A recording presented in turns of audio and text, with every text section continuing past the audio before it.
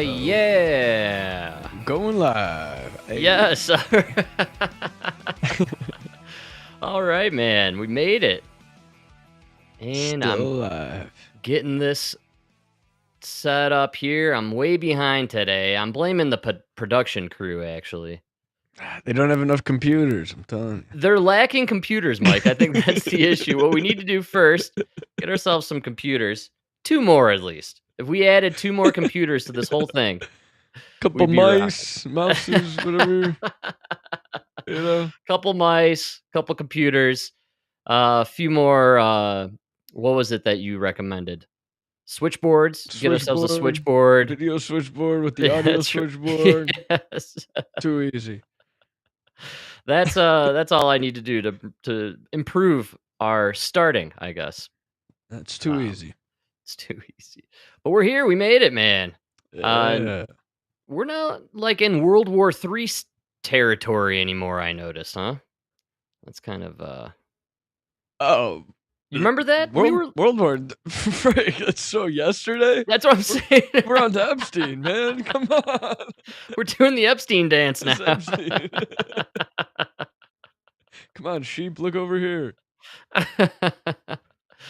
Yeah, I was thinking about it yesterday, actually, because Alex Jones, I was checking out a little Alex Jones, and he's getting really worked up over this Epstein scenario, which, I am shocked that people were so focused on it. I thought the Epstein was kind of, it was like in between the main course and dessert. That's what I thought we would be getting with Epstein, right?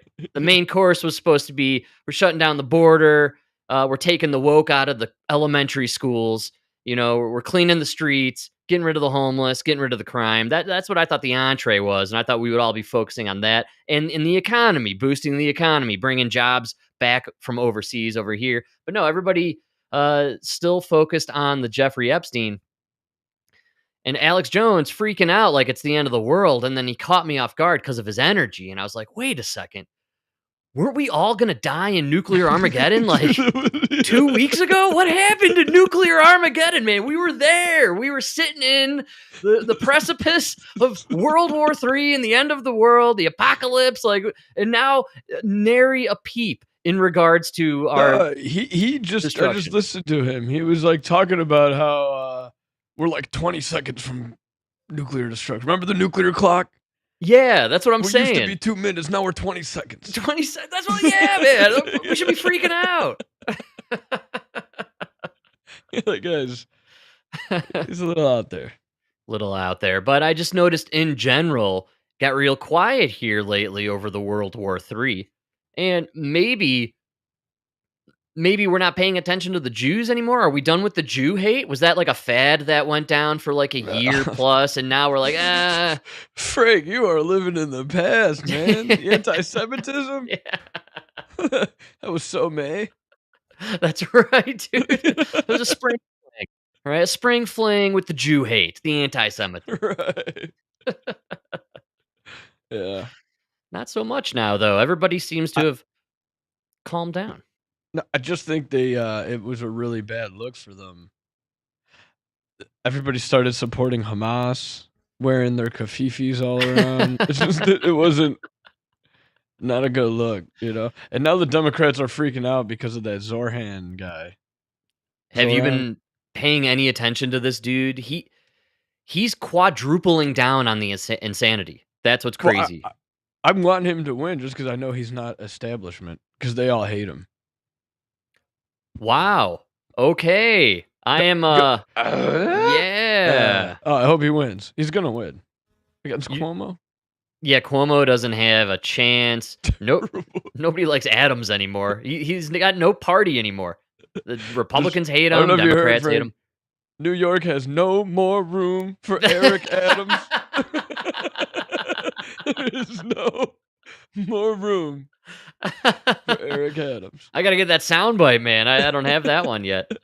That's funny. They're out of vacancy for Eric Adams and anyone named Eric Adams at this point.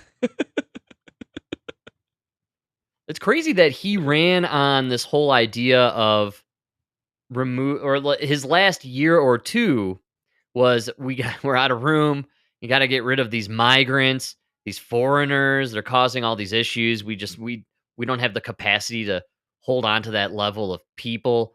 And then New York, like a year and a half later, nominates a foreign guy from Uganda to replace Eric Adams. Yeah, socialist. They really Oof. they heard him loud and clear and said, "Actually, up yours, Eric Adams. We're going for a socialist Ugandan Indian guy who claims that he's black on his college transcripts, but he's not actually black. But it doesn't I'm not matter." even mad at him. I know, dude. Dude, what did you guys think was gonna happen? Just like all the people who aren't really handicapped, Who used the handicap sign?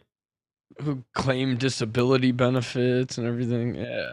People are gonna take advantage of whatever programs they can. So you put that affirmative action out there, you're gonna have everybody and their mother who can claim black is gonna claim black.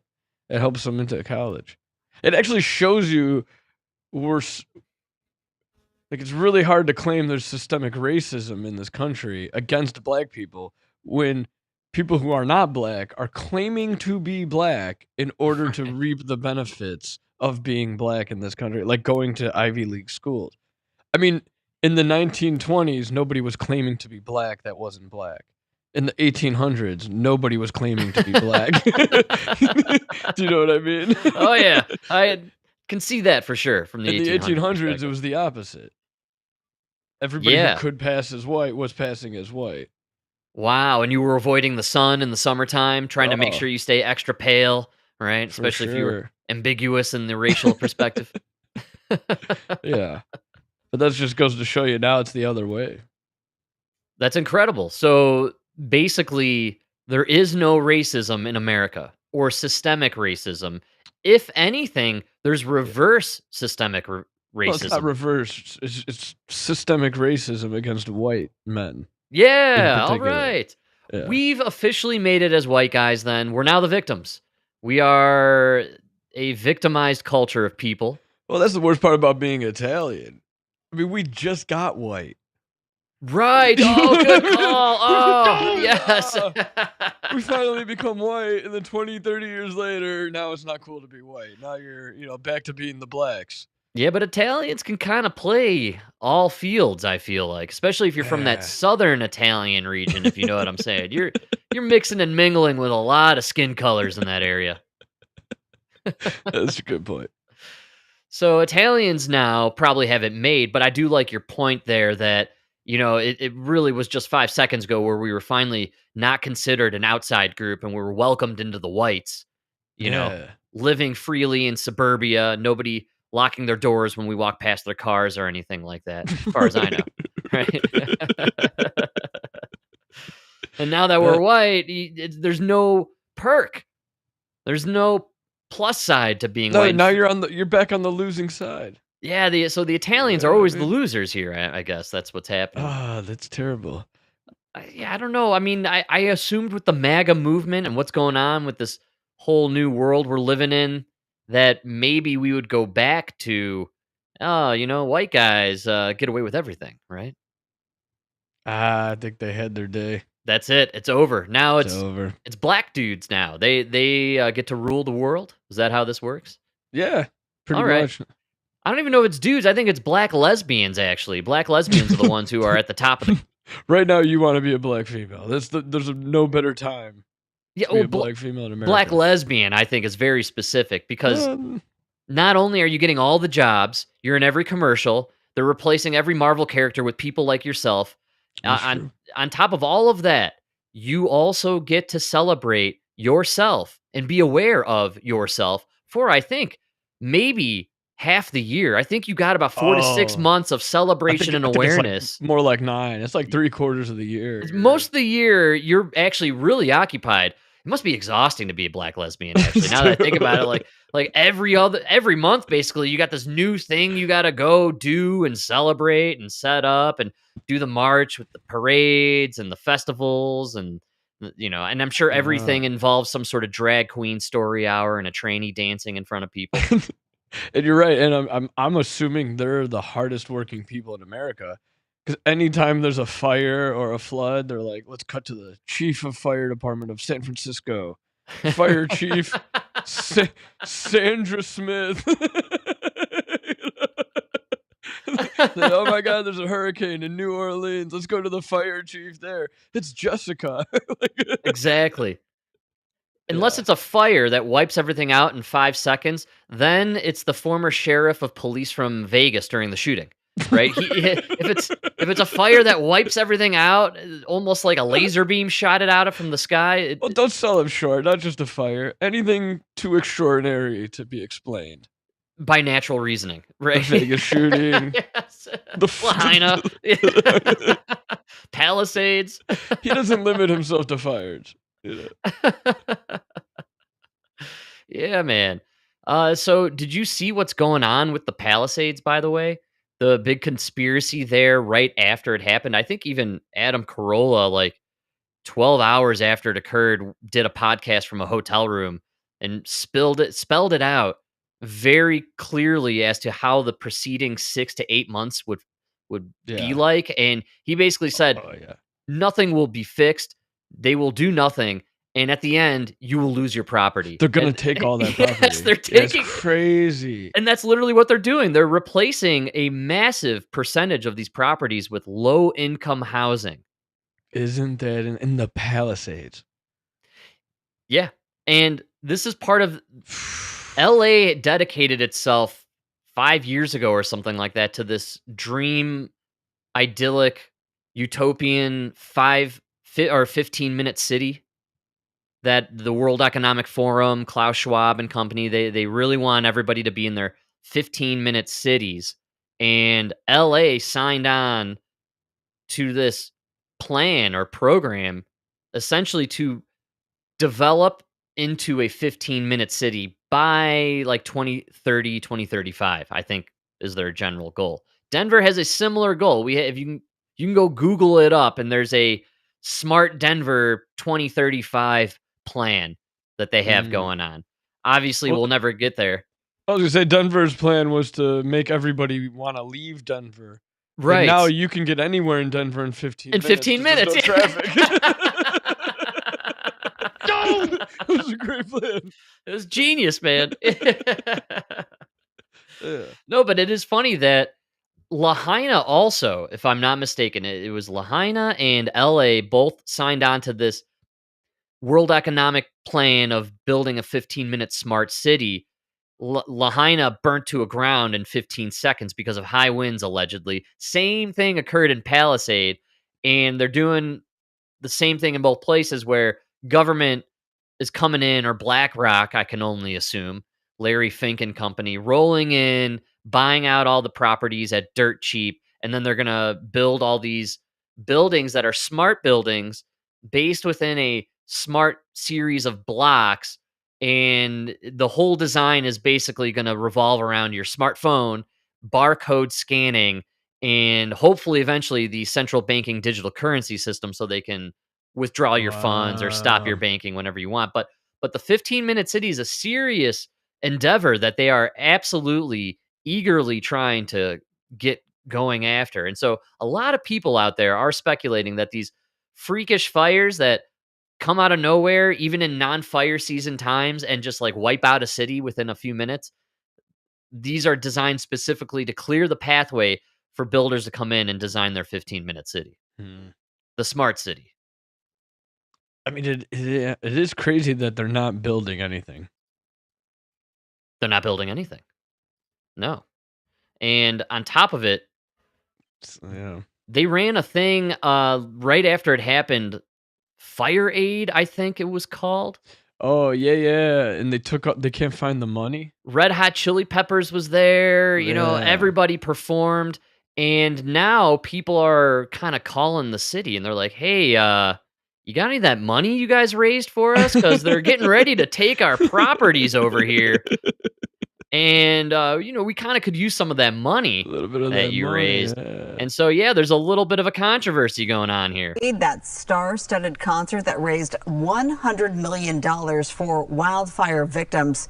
But where did all that money go? Investigative journalist Sue Pasco has been digging for answers, and what she's discovered might just surprise you. And Sue Pasco, she joins me now live on set. You are the editor of Circling the News. Yes, we can clearly see that.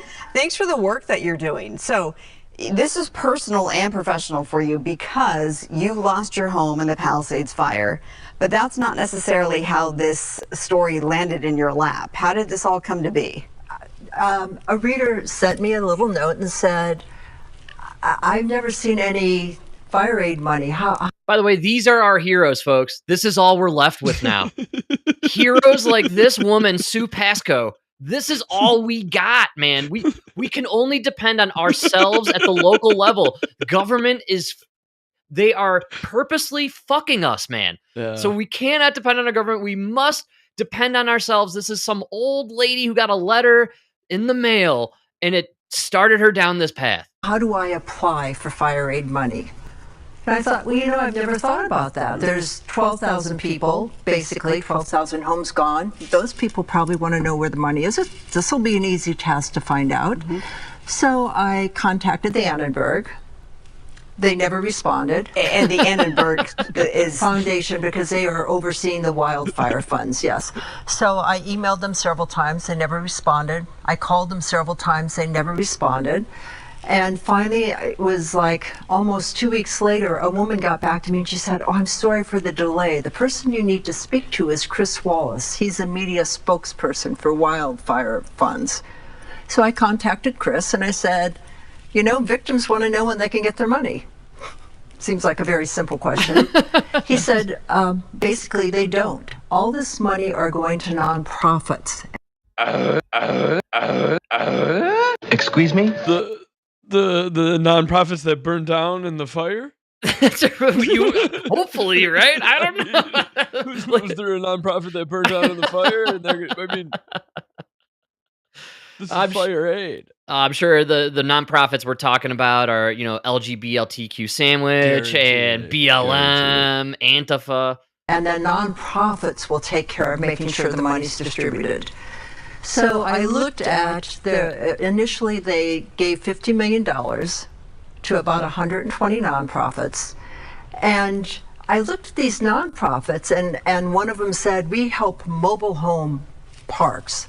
And there were 2 mobile home parks in the Palisades, all low income.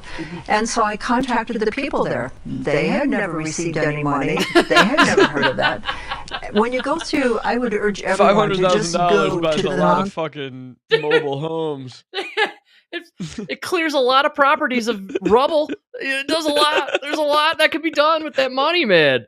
This is crazy, right? Come on, This all started because some lady got a letter. They're like, "How do I get my money?" And she's like, "That's a good question. I'd like to know how do I get my money?" Profits that are listed. If you want a good laugh, one of the nonprofits cleans preschool bathrooms. Well, after the fire, who knows? Maybe there is a preschool bathroom that needs cleaning. Yeah. In other words, a lot of these nonprofits are ancillary, if you will. That's a nice way of saying it. And you urge people, our viewers, they can go on the Fire Aid website. And yes, in terms of if you're Fire Aid, you can say, we have listed all the nonprofits. So they've given out $75 million so far. And you can see for yourself each nonprofit that has received money. The vetting process, though, that's an interesting angle to this story as well, because there is. All right, I'm going to cut it there because it's a long clip. She goes on for a long time. As you can assume. Yeah, there's no vetting going on. And the money's gone, dude. I'm going to give $500,000 to my cousin Vinny. He owns a pet shelter. Dude, they stole all that money, man. They stole it all. It's all yes. This is what happens when you have these groups like USAID and all these nonprofits and these NGOs, these non-government organizations. They swoop in, they pretend they're helping you, and then they leave town and you never see them again. You never hear about anything with your money and you never get anything out of the deal. It's a scam. These people got freaking scammed, dude. They burned their houses down. They scammed them out of money that was supposed to go to them to help them with the disaster. And then BlackRock came in, bought all the property at pennies on the dollar, and is going to give it to migrants and homeless people. That's literally what's going to happen here. What could go wrong?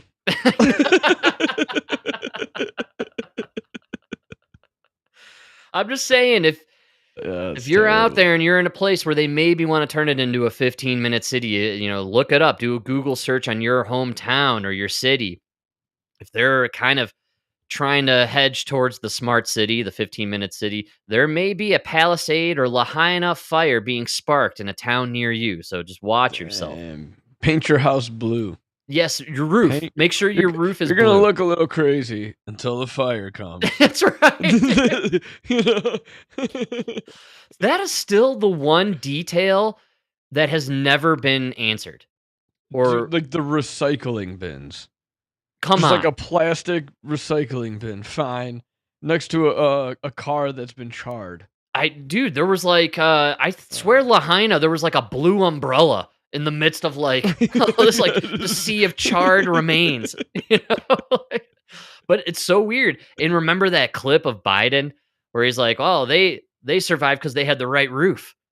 Yeah, no, he said your house burned down just because you had the wrong color roof.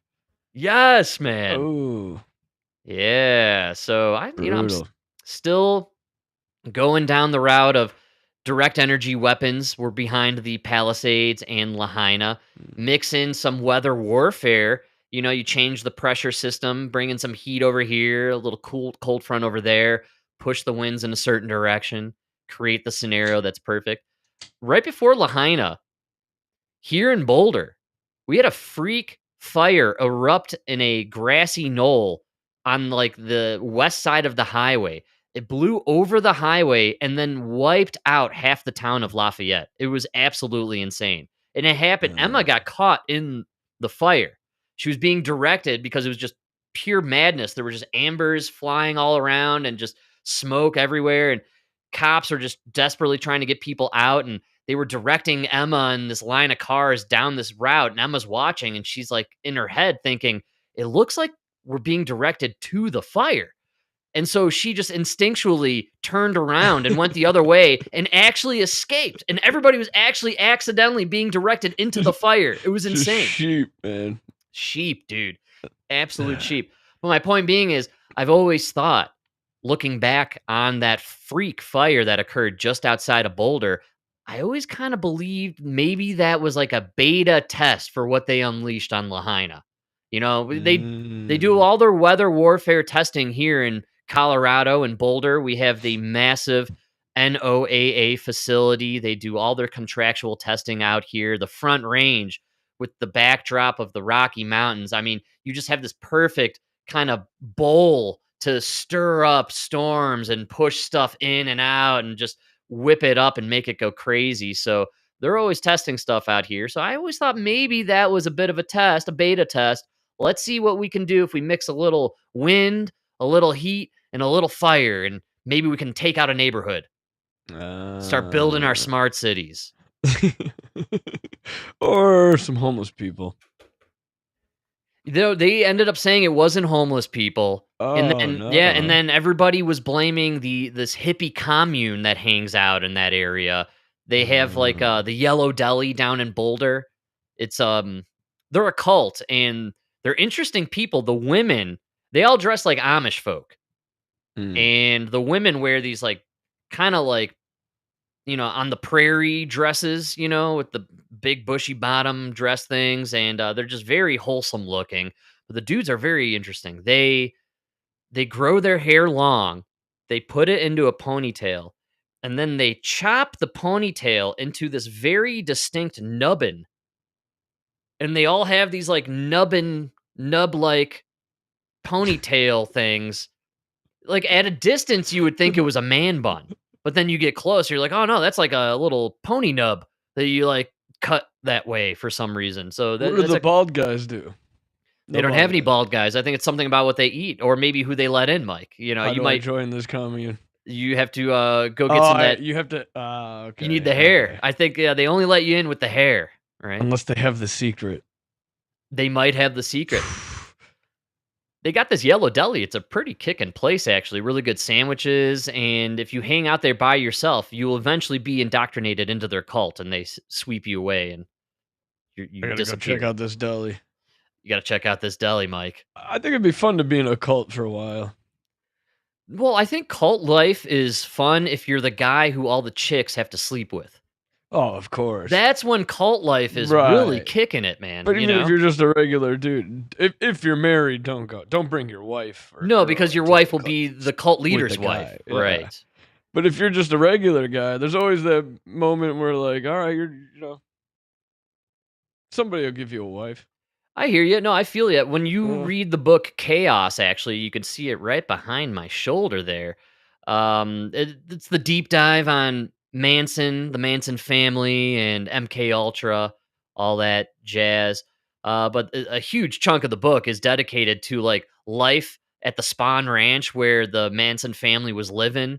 And one of the murders that doesn't get a lot of publicity was this one random dude who ended up getting tied to a chair and tortured in his living room by two people in the family. It was one of the chicks and a dude that was in the family that nobody ever talks about anymore nowadays Damn. because everybody just thinks it was Manson and his ladies. But there were some fellas hanging out there. One of the famous fellas was a Beach Boy, actually.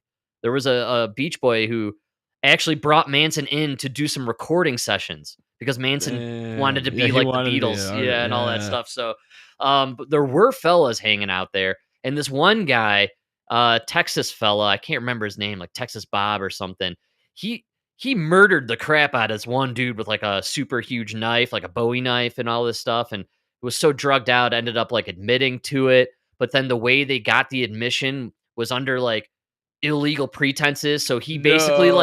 he like walked from the whole thing. Yeah, dude, it's totally No, insane. Dude, it's no insane what way. happened. No way.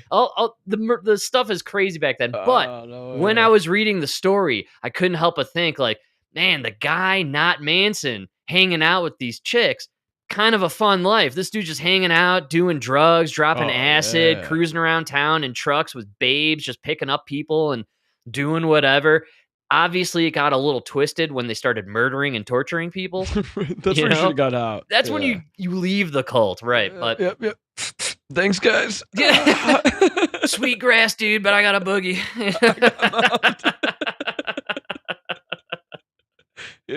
While they're pinning usually is when you want to. Yeah, man. Exactly. Get out of there. Don't capture any details. You don't want to be a part of the court proceedings later on. I didn't right? hear nothing. I didn't see I nothing. was so high, dude. But yeah, dude. reading it, I always did admire the dudes hanging out with the Manson family. They didn't seem to get the bad historical rap, but clearly had a really good time for a couple of Great years there. time, And Yeah. the Beach Boy guy, I mean, he literally lived like a king. He disappeared from the band for like multiple weeks, if not a couple months, and was just hanging at this ranch doing drugs and banging chicks. Oh, it must have been awesome. Awesome until the point where you find out in the book every person had multiple STDs because they I'm were sure, just yeah, free I'm love, sure, dude. It was the yeah, 60s. And nobody was showering. Probably very little bathing going on in those days. Yeah. All hairy, no showers. Yeah, You know good what? call. It probably wasn't that good. Yeah. You know, if I were to do the cult thing, I would do the you shower every day and shave your pubic hairs cult. You know, that would be my cult. It's what separates us from the Yeah. other ones. We're called the Brazilian Waxers, actually. That's going to be our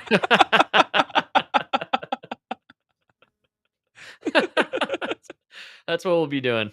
We'll be waxing, keeping it clean. That's how you know we're not crazy. Right, dude. Yeah, man. It is wild starting a cult. Like, how do you I was thinking about this the other day. R. Kelly came onto the news. Oh, some other rapper who I never heard of. This guy like was popular like 2012.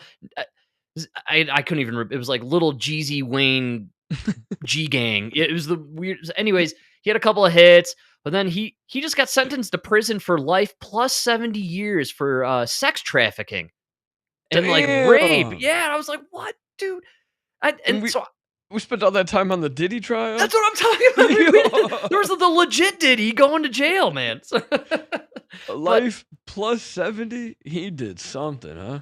Yeah, it was some serious fucked rape up. was going on there. Not a good scene, not a good thing. But I was thinking about R. Kelly when I was reading the article because R. Kelly, who is serving time currently for the same thing, sex trafficking. I think they got him on like RICO charges on some level. Anyways, I was thinking about how R. Kelly had like a harem of women just like living with Yeah. him. You remember that? Like he had like a sex cult going on. Oh, 100%. They were like branding themselves. Yes. Yeah. What was the appeal of R. Kelly that led these people down the pathway of believing, well, I'm gonna just stay in this man's house. I'm gonna be a sex slave. He's gonna brand me with his initials. And this is right. This is good. This is okay. Yeah, I don't know. That's kind of It's R. Kelly too. I He wasn't can't even like think of a song he's done. What's this like good song? R. he does Kelly. the happy hour song that everybody loves. The remix to Happy whatever it Hour song. was. Yeah. R. Kelly was See it what I'm remix saying? to Ignition? This I think the song was actually called Remix. Yeah, yeah. The song Ignition Remix. That was the song. Everybody knows Ignition. Yeah, man. Come on. See, I don't think this guy's even that good. He had one big song, and then he did the hip hopera. Remember, I told you about his hip That's hopera. right. The hip hop. So it was kind of a big deal. But Oh, oh, and then I Believe I Can Fly, man. Come on. The theme song to Space Jam. Yeah, Space Jam. The only Space Jam. I only know of one Space Jam. There's only one. There's only one, dude. Poor LeBron. It's just amazing that he was able to create a scenario where he had like a sex commune or a harem of women, that were devoted to him, and it was a sex cult. And it's just R. Kelly. It's Manson. It makes sense to me. Not that he's this beautiful being or whatever, but Manson was already MK Ultra, and he was getting free acid from the government from his government handlers. acid. He was And getting people didn't even know what acid was at the time. Exactly. Like, So that he was brand new. he was doping up all these chicks, and they were whacked out and had no idea what was going on. And then he was speaking all these freaky philosophical ideas, and they were just locked into his every being, So that I see how you can get a cult going. You get the really good drugs, and the government doesn't arrest you. Then you can really get going on. Yeah. I'm sure R. Kelly was doing the drugs too. You think he just had really good drugs? really He's good R. drugs. Kelly. He's got the mansion. He plays the remix Ignition song, and then the chicks are dancing. They love it. They love They're it. Yeah. gonna ignition all over him, I think he ignitions on them, He actually. ignitions on them. Wow. Well, maybe he likes squirters. You never know. I was thinking maybe he was laying in the baby oil. Oh, that's right. Probably paid some prostitutes to ignition on the ladies. Is that what these guys do?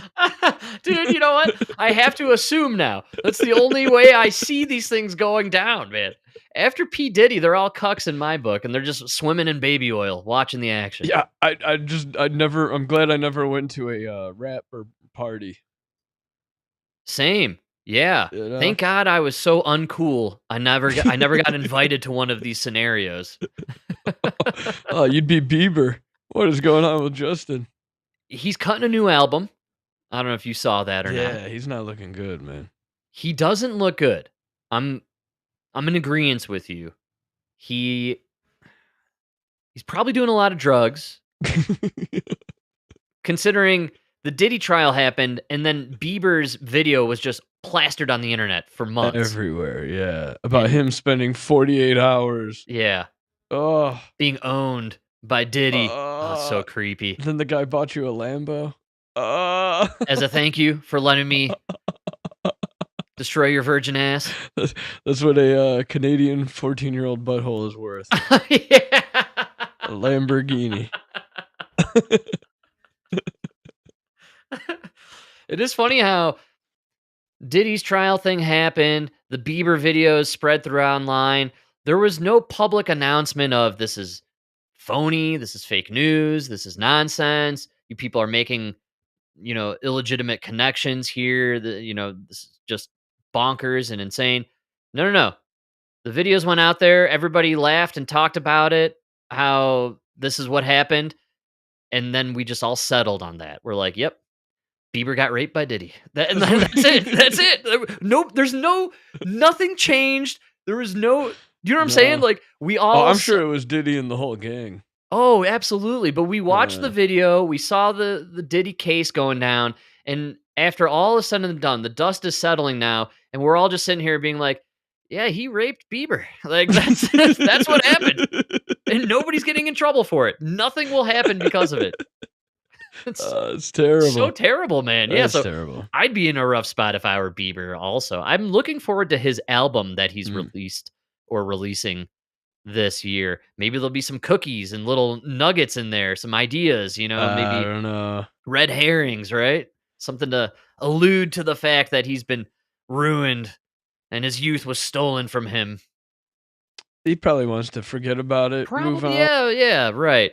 I hope he raps about the paralyzed face. Good call. You know what he should do? This is really popular these days. Just do a nice song about pretty girls. Let me know about all the pretty girls out there. The ones that you really like. Just establish that you're a straight man for me. Write a song about pretty girls. Totally not gay. I love pretty girls. Okay.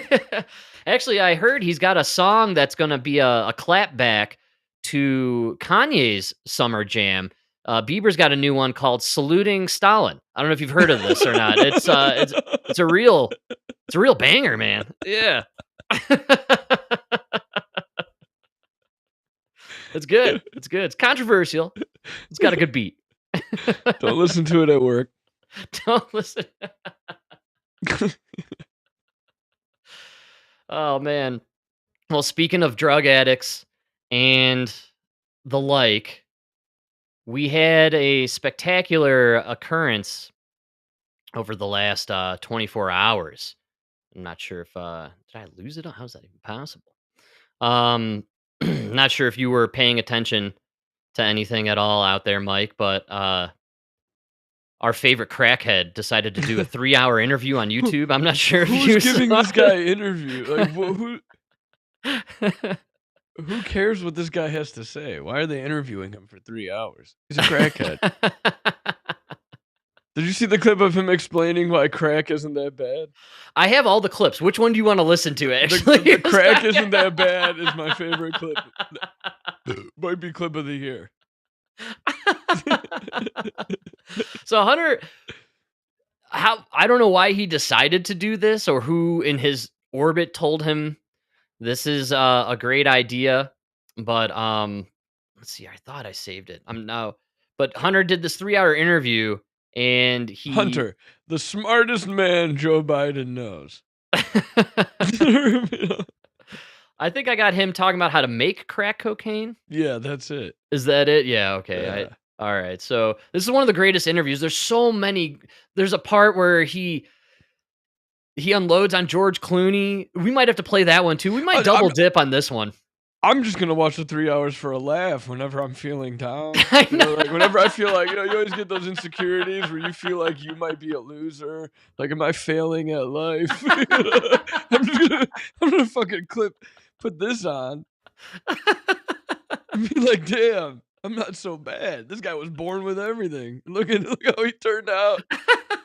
What a piece of shit, dude. Dude, Hunter Biden has turned out to be an even bigger piece of shit than I thought. I mean, and this is after I've seen his laptop contents with the child porn on it. I know this guy has participated in child pornography, and he has smoked crack with kids in the room, probably with these kids, right? Yes.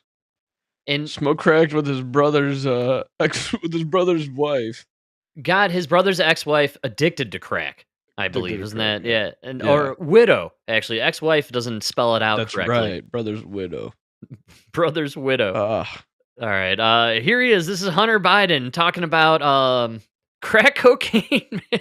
No. Do you know what I mean? Like, Well, because they think cocaine, Scarface, very cool. Crack cocaine, they think The Wire. oh, in that sense, oh, absolutely. You know what I mean? Like, they don't know how similar the chemical compounds are. Well, the only difference between crack cocaine and cocaine is sodium bicarbonate and water and heat. Literally, That's it? That's it. And those things are pretty much free if you go to like a science store. This is free. You can go to your neighborhood convenience store and just get. Anyway, I don't want to tell people how to make crack cocaine, but it literally is a mayonnaise jar of cocaine and baking soda. How different is the experience? It's vastly different. And like for real, I feel really reluctant to kind of have some euphoric discussion. I know you're not asking me to do that, but have some euphoric discussion about crack cocaine. I think this might be kind of the opposite here. Okay, no, it's the exact opposite. I'm saying I don't want to have the experience of some euphoric recall. That's how powerful crack cocaine is. Does crack cocaine make you act any differently? No. Is it safer than alcohol? Probably. People think of crack as being dirty. It's the exact opposite. When you make crack, what you're doing is you're burning off all the impurities so that it combines with the sodium bicarbonate, which makes it smokable. That's better than alcohol. What are you talking about? I'd give it to my kid. It's totally fine. Pregnant, don't worry about it. Safer than sushi, man. Come on. Is that a beer? Put that poison down. Take the crack.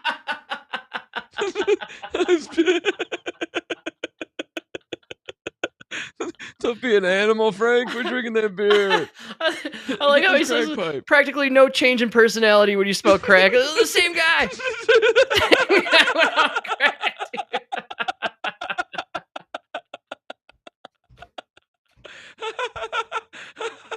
This guy's like fidgeting just talking about crack. He's like, personality change?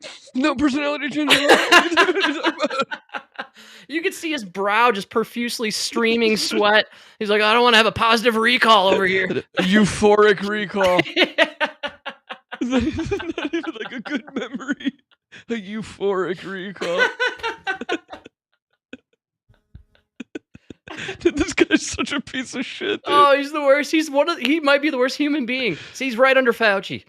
Oh, what a piece of garbage. This is the greatest clip ever. Oh. You know, all of these actors. Is it safer than alcohol? I don't know, probably. Like, that's such a great line. I don't know, probably. I don't know, probably. Would you rather catch your teenage daughter smoking crack or drinking alcohol? Right on the money, dude. Oh, man. Practically no personality change, Mike, and probably safer than doing booze, I would say. A little crack on the side. All of these actors and, people in the past that talked about they had a problem with cocaine and freebasing. They were smoking crack. So straw on the stove is the same thing. Not exactly, but close to it. But it's a little bit different. But anyway. Yeah.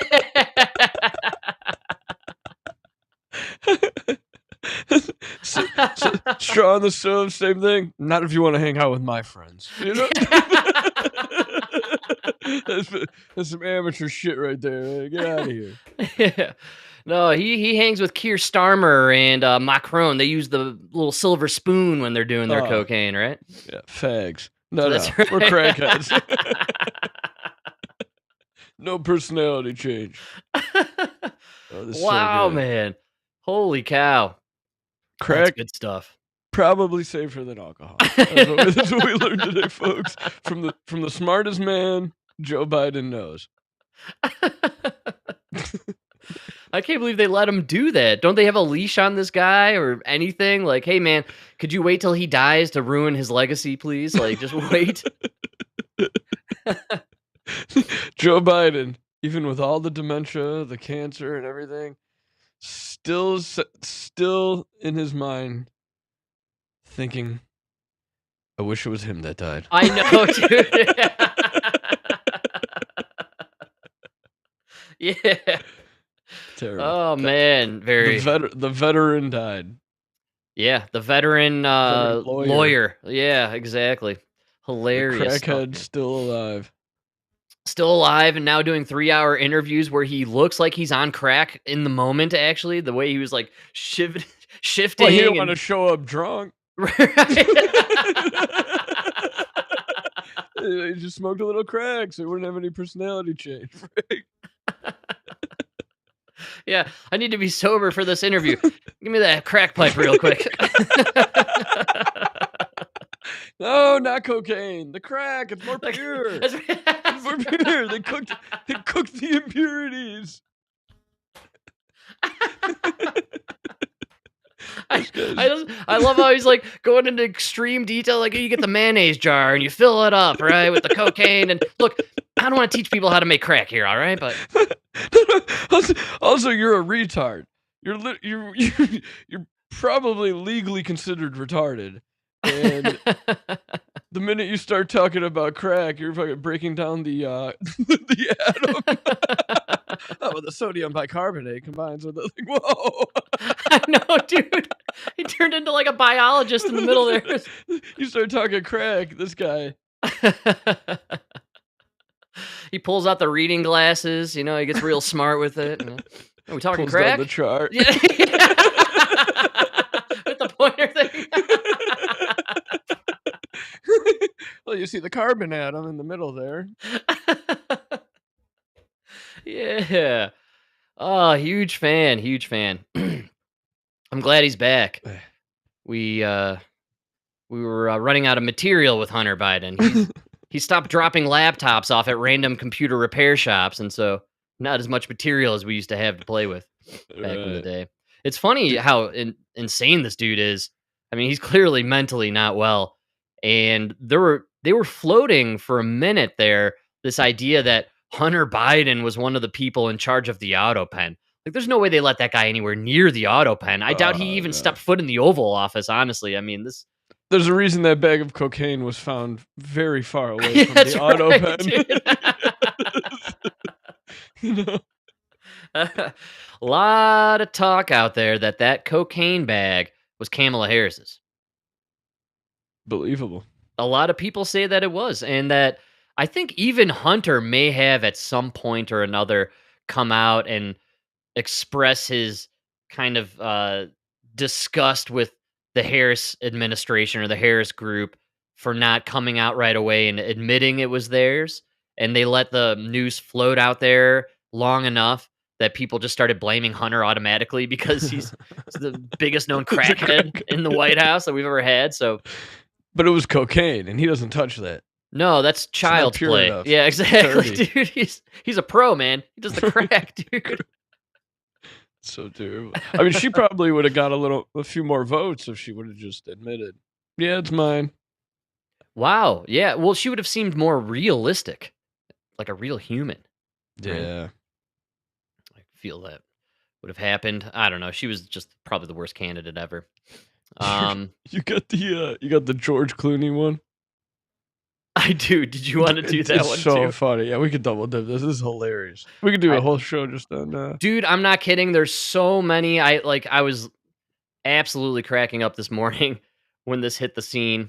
I have to kind of scroll down. Oh yeah, here we go. Well, it's not just George Clooney too. Hunter decides at some point, probably I think after he goes deep on the crack, he decides to just basically throw everybody in the Democratic Party under the bus, and he drives over them. Great. It's so good. It's so good. That's why now that we did the crack thing, I'm thinking he was on crack for this whole interview. It was probably 100%. Probably supposed to be an hour, like a quick one, and it just rolled for 3 hours, and the guy's like, keep rolling, keep rolling. This is gold, man. We're going viral. I don't know if you know this about crackheads. They don't tend to stay off the crack. Right.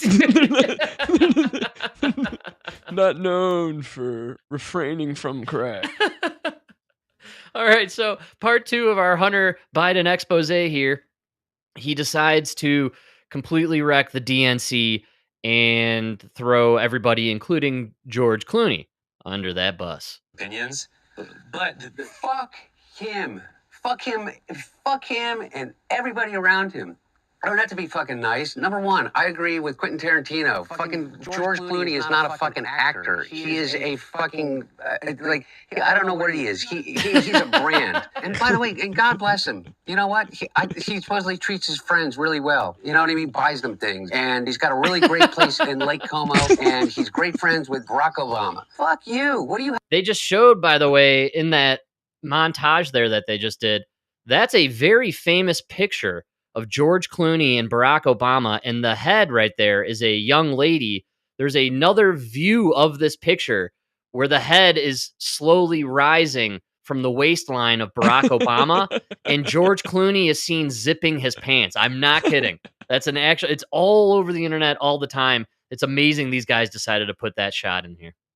Fuck you. What do you have to do with fucking anything? Why do I have to fucking listen to you? What right do you have to step on a man who's given 52 years of his fucking life to the service of this country and decide that you, George Clooney, are going to take out basically a full-page ad in the fucking New York Times on me and James Carville, who hasn't run a race in 40 fucking years, and David Axelrod, who had one success in his political life, and that was Barack Obama. And that was because of Barack Obama, not because of fucking David Axelrod. And David Clough, and all of these guys, junior fucking speechwriters on Barack Obama's Senate staff who have been dining out on the relationship with him for years, making millions of dollars. The Anita Dunns of the world, who's made $40-50 million off the Democratic Party. They're all going to insert. What about the millions you made? I know. I love how he glosses over Burisma, right? Like, and he talks about his dad as the 52-year servant who left with a net worth over $100 million. you guys all made millions of dollars. You made millions of dollars. Hunter, you're a millionaire because of all the illegal shit your dad did for 50 years. You're a millionaire who has no skills. You've never had a real job. Yes. What are you talking about? I'm like, he's talking about the scumbags who are collecting all this money. The swamp. The swamp, man. Man who has figured out, unlike anybody else, how to get elected to the United States Senate over 7 times, how to pass more legislation than any president in history, how to have a better midterm election than anybody in history, and how to garner more votes than any president that has ever won. He won the Senate seat 7 times because of he was in bed with the credit card companies. That's right, dude. It was like widely known. I forgot what they called it. Were they were they swinging elections in his favor? Is that basically what was going on? I mean, maybe not so much now, but even now, it just comes down to money. It always comes down to money. All these like insurance companies and credit companies, they were all supporting him. Of course, man. Because he was in Delaware. That's why everybody knows you incorporate your company in Delaware. They have all these like crazy laws for businesses because of Joe Biden. Wow. That's crazy, man. Yeah. A career politician. That's what you get. Not because of him, but he's part of the machine. Right. Yeah, I'm sure Chuck Schumer, Nancy Pelosi, Mitch McConnell, Lindsey Graham, I'm sure they're all involved on all this kind of crap. Regardless of the aisle. Regardless of which side you're on. Oh, they all are, yeah. But come on. Don't go out there and talk about your dad like he's this public servant. Right. Who sacrificed his life for the country, Yeah, you guys have been living the high life for decades. Probably Hunter's entire life, actually. Oh, guaranteed. For his. Not to mention, who's Jake Tapper's audience? Jake Tapper, My mom or something? I don't know. well, I don't know. Yeah. For real though, I don't even think it's your mom anymore. No. By the numbers, what influence does Jake Tapper have over anything? He has the smallest audience on cable news. Who's and beyond your that, audience? I think that the book is right now on Amazon that he put out. I mean, his Somebody get this guy ratings a just went to mirror. shit after he put the book out. And, they did a 2-week infomercial for it. I mean, it was such a money grab, such a disservice to everybody that he serves with. Dude, Hunter, your whole life is a money grab, bro. Like, that's what I don't No. understand about this guy. Frank, his book was a money grab, not like my paintings, which were legitimate works of art from a lifelong artist. Oh my God, I totally forgot about this guy's art endeavor. Yeah, not a money laundering scheme at all. Not At a way to all, buy dude. influence from the president of the United States. No, He was selling, his paintings literally went from $500,000 to like $5 the minute Joe Biden pulled out of the race in 2024. dude, seriously, he was selling those paintings for like millions of dollars, man. Yeah. That was insane. I totally forgot about that. Wow. Did he just do that for a small amount of time just to embezzle all that money or No, I think launder? he It did was a the whole laundering. time. It was something- No, they were using it to buy influence. Like, you buy the painting, and now you get a little time with the president. Ah, yes. Like foreign officials and everything. Yeah, I recall a lot of Chinese A lot buying. of Chinese, a lot of buying that stuff. Saudis. But that's why I love when they're all up in arms when Trump's selling his Bitcoin or whatever. His Right. crypto. Like, dude, you guys had Hunter's paintings. Get the fuck out of here. That's You so all funny, man. do it, man. Yeah, of course. Everybody's lining their pockets in Congress and in the White House, especially. I mean, we joked about it back in February. Trump was in office for like 3 weeks and the market jumped, plummeted, jumped, and everything was based on a tweet of his or something he remarked about China. And we're like, oh, we're back to Trump now.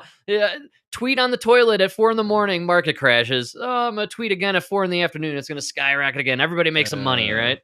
Everybody. Now it's doing good. Now they hate it. Everything's doing good. That's what's really strange right now. You know me, I love to invest in the Bitcoin, the gold, and the silver, along with the regular stuff in the market. Market is exploding. Bitcoin is through the roof, and nothing is slowing down silver. I have yet to see silver go back on any level.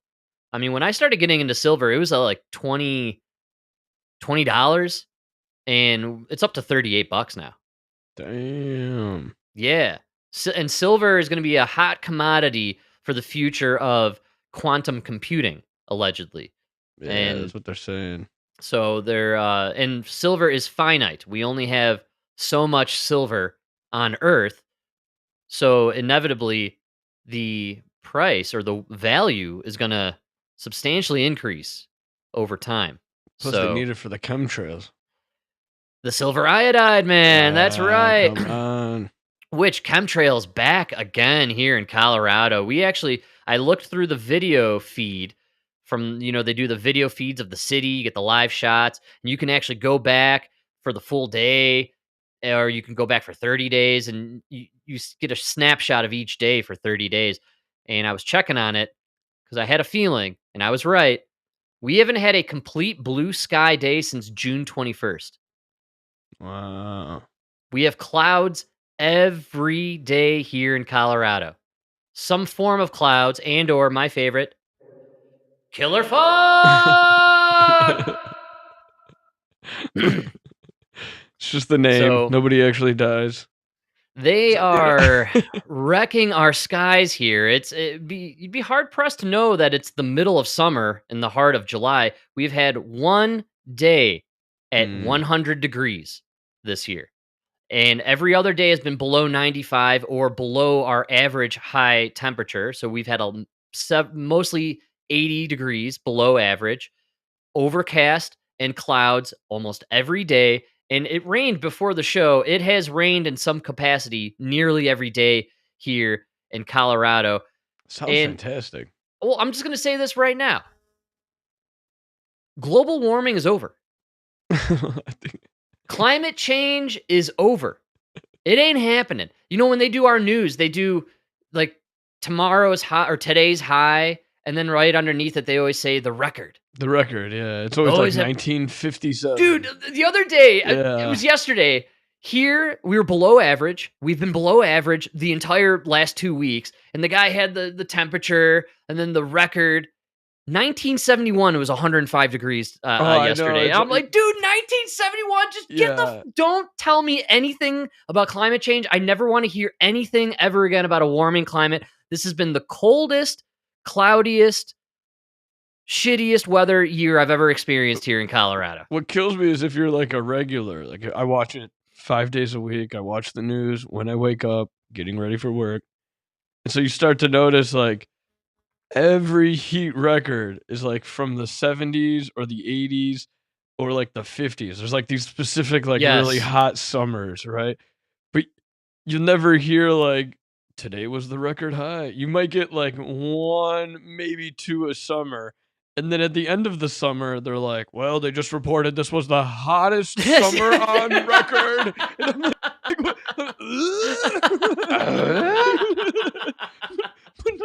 but none of these days broke records.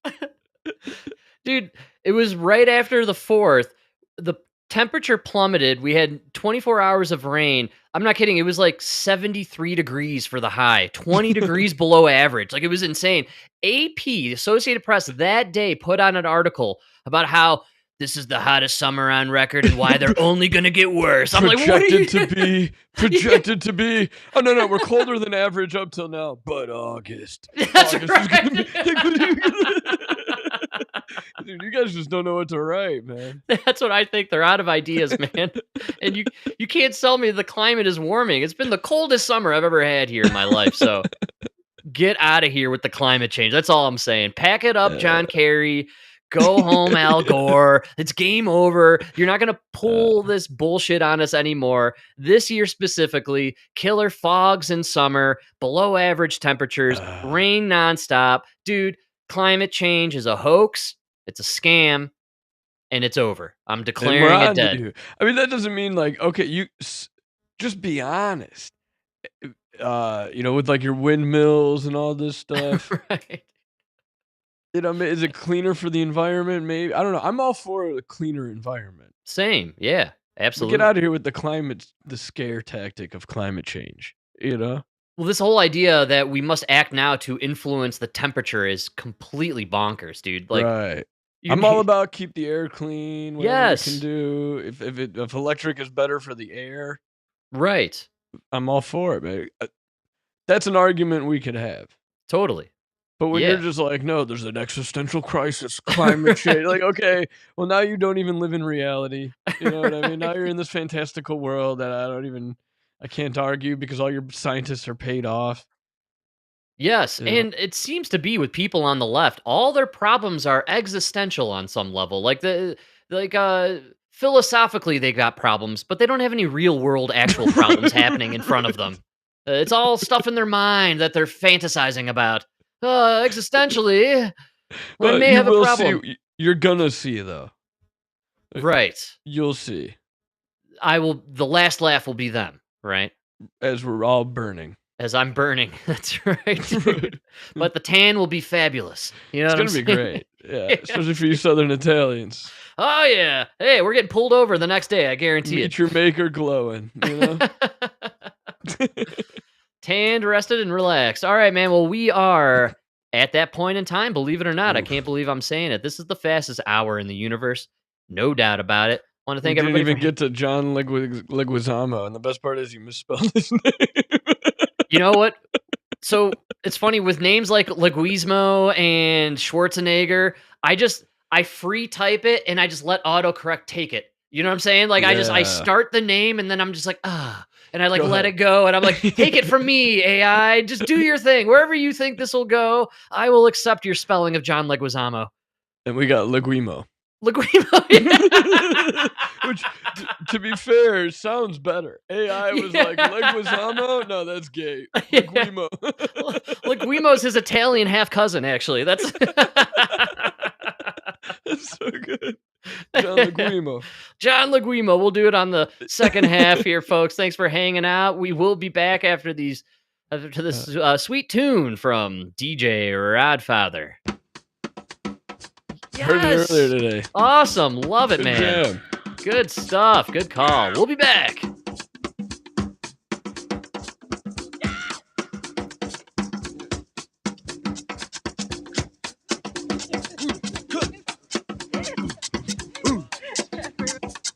Please allow me to introduce myself.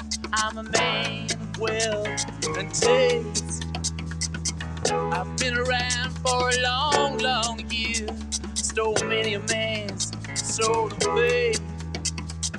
I was around when Jesus Christ had his moment of doubt and pain. Made damn sure the Pilate washed his hands and sealed his face. Pleased to meet you. Hope you guess my name. But what's puzzling you is the nature of my game. Stuck around St. Petersburg when I saw it was a time for a change. Killed the Tsar and his ministers. station, screamed in vain. I rode a tank, held a generous rank, when the blitzkrieg raged and the bodies stank. Pleased to meet you, hope you guess my name. Oh yeah, I was puzzling you with the nature of my game. Oh yeah, I watched the gleam while you kings and queens fought for 10 decades for the God they made. I shouted out, who killed the Kennedys? When after all, it was you and me. Let me please introduce myself. I'm a man of wealth and taste. I lay traps for troubadours who get killed before they reach Bombay. Pleased to meet you. Hope you get my name. Oh yeah. But what's puzzling you is the nature of my name. Oh yeah. Get down in it.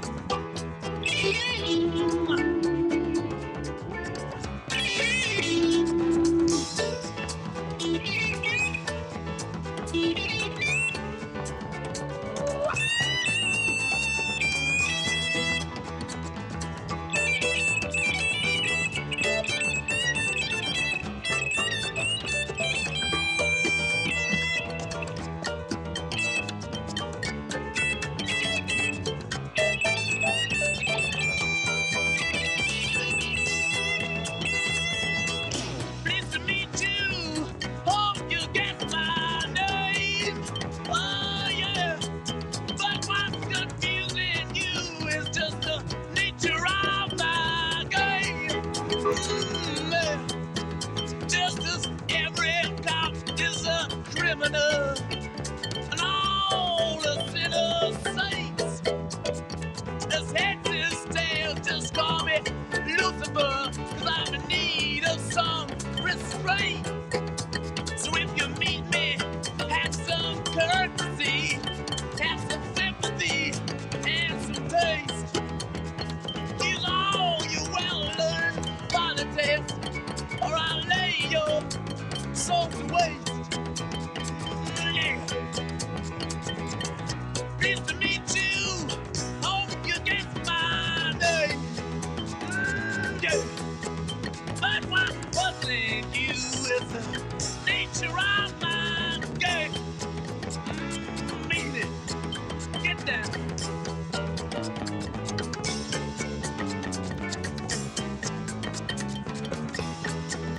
Woo!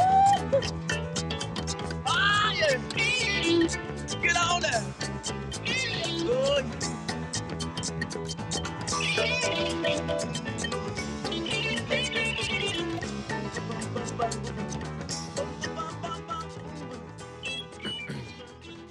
Oh yeah, right on, man, with the fade and Like 2 more everything. minutes of that. And I was like, we got the idea.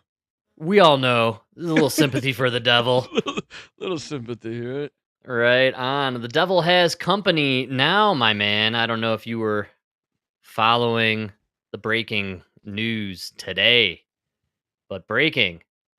Black Sabbath legend Ozzy Osbourne, the Prince of Darkness, dead at 76. Man. Pretty wild stuff, huh? Look at this guy. So this is Yeah. this is a shot from his farewell show that they did 2 weeks ago, man. How crazy is that? That's crazy. It means they knew he was running out of time. But man, isn't this the way to go, man? You just you do this like one get down, this last get down with all the people you've loved in your life, and like a young Ozzy with the Black Sabbath. Man, look at that hair. There's so much hair in this one picture, man. That's unbelievable, dude. Look how young those guys are. Oh, damn. Ozzy. Yeah. Good stuff, huh? What a legend, what a life. We could all be so lucky to live the life I was gonna that this say man that got to live. they say you can't have it all. I think he had it all. He did the I wife know. and the kids. He did the rock star. He did the Yes. everything. You know. Yeah, there was some. I don't know if it was a quote of his or I think it was maybe, but he had kind of said that like his he had never thought that he would live that long and that he would go out in this way. I actually think it was he made a statement when he had to cancel his last tour back in 2023 because the Parkinson's got too rough. And he basically said, I never envisioned this would be how I would end my last tour. Meaning, obviously, he probably thought he was going to kick the bucket while partying too hard, just doing the drugs and living the life, which I imagine all the rockers, I believe one of my favorite lines or quotes from Kurt Cobain, if I'm not mistaken, and I could be off on who said it, but I think it was Kurt Cobain. But he said he famously said, "I hope I die before I'm Pete Townsend." And that's because the Who had the song "I Hope I Die Before I Get Old," Yeah, and that's so crazy. yeah, right. That's awesome. Oh, It's so rock wow. and roll, man, isn't it? Yeah. Wow, he said that in the 90s. In the 90s, and you know what? Pete and the Who are currently going back on I tour was for just their thinking third that farewell. it's 30 years. I hate to say it, Kurt, but I think Pete Townsend got the last laugh on this one. I do too, man. Yeah, I mean, the guy lived to be a rock legend well into his 70s, and he's like, yeah, let's make another cool million and do a nice little world tour here for a couple months. That's crazy. That's a good line, though. Pretty awesome line. Yeah, one of my favorites. And so Ozzy had to unfortunately go the old man route. I think the dream as a rocker is tour is canceled because Rockstar died and we're calling it quits. That's kind of the you want to go out in a blaze of glory. You don't want to wither away and die and disappear into the darkness. But I'm glad he did this last show. The last concert was really awesome. I watched a whole bunch of clips from it. I can only assume it'll be some spectacular HBO Max special that they're going to debut or some sort of series on Netflix. I'm sure you'll have to pay extra money on top of your subscription to see it. But either way, I found it to be really kick-ass that he knew he was dying. They pumped him up with whatever drugs they needed to for him to go out on that stage and just give it one last go and just rock out, man. Yeah. And I do believe that there must be something with the soul and completing your task or, your life mission. And he probably needed that one last completion, this farewell. He can't be like the Who and do 3 farewell tours over the course of 20 years, He's gonna do one farewell show and then he's gonna die. Like that's how he's gonna do it. There's no return. The Grateful Dead are still on their farewell tour from 2002. They're currently playing. They have a residency. Their farewell tour is a residency at Las Vegas at the Sphere now. It's ridiculous. When you decide to do farewell, fare thee well. Don't come back, man, because you're asking all your fans to dish out all this incredible dough, and then you come back 10 years later. Come on. You just went to a Fish concert. Yeah, but it wasn't their farewell. Isn't that their comeback? No, they're on the tour. I thought they quit for a while. Well, they did. Yeah, that was back, I think, when Trey was really into heroin and he went to rehab for like a year or something. And then he came back, if I remember correctly. I think that's what happened. But we can't.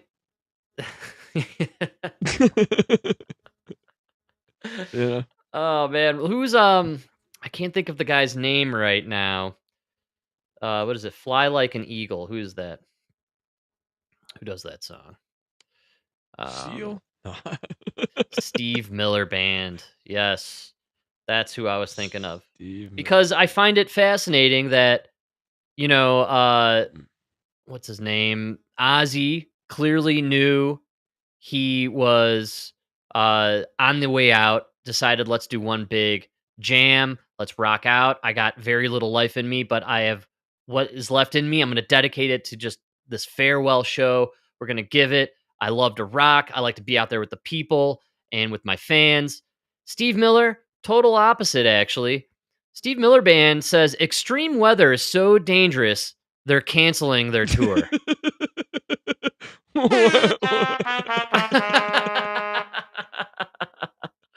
Yeah, man. The opposite of rockers. Literally canceled their tour because of climate change. What weather? Well, Mike, it rained really hard in Texas for 2 days, and then that Dorico guy cloud seeded the clouds and killed all those children. So, yeah, Augustus, the Rainmaker, he killed all those kids, man. Flooded all those poor girls at camp. I actually think Steve Miller, huge fighter for ending geoengineering, and this is his stance that he's taking. He's like, I'm no longer touring while they're chemtrailing and geoengineering and modifying the weather. We're staying home. No way he said that. No, he didn't. No, he literally says climate change is so unpredictable and they can't guarantee they can make it to their shows and do the tour. Now, let's also, as a caveat, let's just keep in mind Steve Miller himself, 86 years old, maybe a little too tired to be doing the tour and decided, well, I don't want to sound like an old fart and I'm quitting on my rock and roll tour. We're going to blame the weather, which is the lamest excuse for anything. So anytime you blame the weather for anything, you're a loser, man.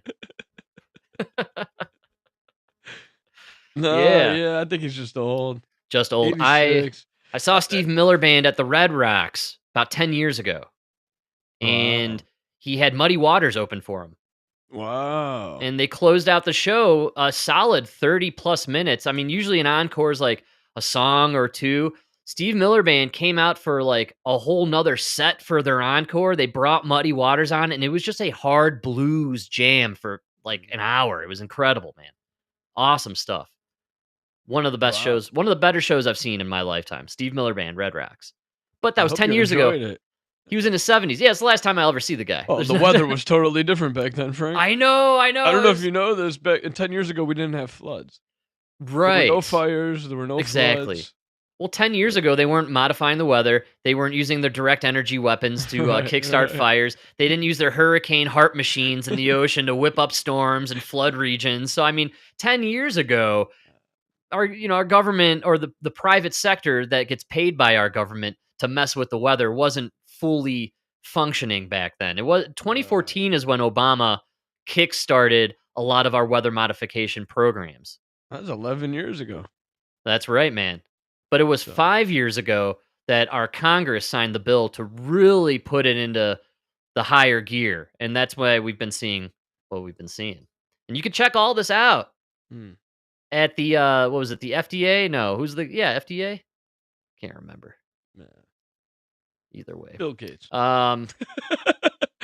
Check out Bill Gates. EPA. It was the EPA .gov/geoengineering. That's where you want to go to get all your information on what kind of contracts the government's dishing out for the weather mod. So Steve Miller Band calling it quits because he's too old to drive in the rain. And we've lost another rocker in Ozzy Osbourne, man. All right. Well, good times. I think he lived a great life, and we got good music left behind from it, right? So, all good. You'll never have another Black Sabbath, though. I tell you what, we're never going to have another version of these bands, or there's no bands anymore. That's basically what I'm saying. Nah, I think you'll see. I think you'll see a comeback. I think people are going to start. Dude, I'm actually with you on this. In all seriousness, I think we're going to see an analog music revolution, if you will. Because now I'm seeing more records and record players than ever before. Everywhere you go, they're selling them. Yeah, and I don't see a lot of enthusiasm anymore for the DJ music. It was really popular there for about 10 years.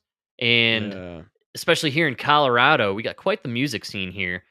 Wherever you would work, people would generally always put on the bass thumping, crunchy DJ music, house music, all stuff. I'm not hearing that anymore these days. I'm hearing people put on like rock from the early aughts, Black Keys, Yeah, and I read yeah. this article this morning about how there's a massive resurgence with the young people for what they call butt rock. I didn't know it was called butt rock, Butt but rock. yeah, Nickelback, Creed, Oh, dude, I was Three just about Doors to Down. say. Yes, I was just about to say. I think Creed is more popular now than Yes. they ever were. ever. Dude, just the other day, I pulled up to a red light and this young girl is like rocking Creed. Yes. Dude, the kids love Creed. They love Nickelback. They love Three Doors Down. It's apparently some. So funny. I think Megan Thee Stallion or some hip hop pop star out there posted this thing on Instagram of her listening to Nickelback, and she's like, "Wait, white people like Nickelback too," or something like that. It's like, yeah, dude, what are you talking about? It was white people music. Like that's all we had. We had Nickelback. That was it. What is that? What do they always call it? We're you're That's, taking our it's- culture. Oh, appropriation, man. She's appropriating our Nickelback. Get out of here. You can't listen to that.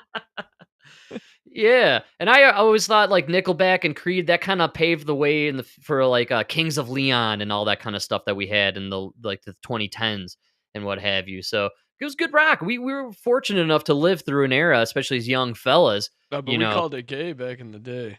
Creed was a little gay when we were It was younger. very I don't know. gay. I don't know why. So was Nickelback. Nobody Because liked you had Nickelback. Well, because you had the guys who were listening to Sum 41. Right. And Blink 182, and then the fags that were listening to Nickelback and Creed.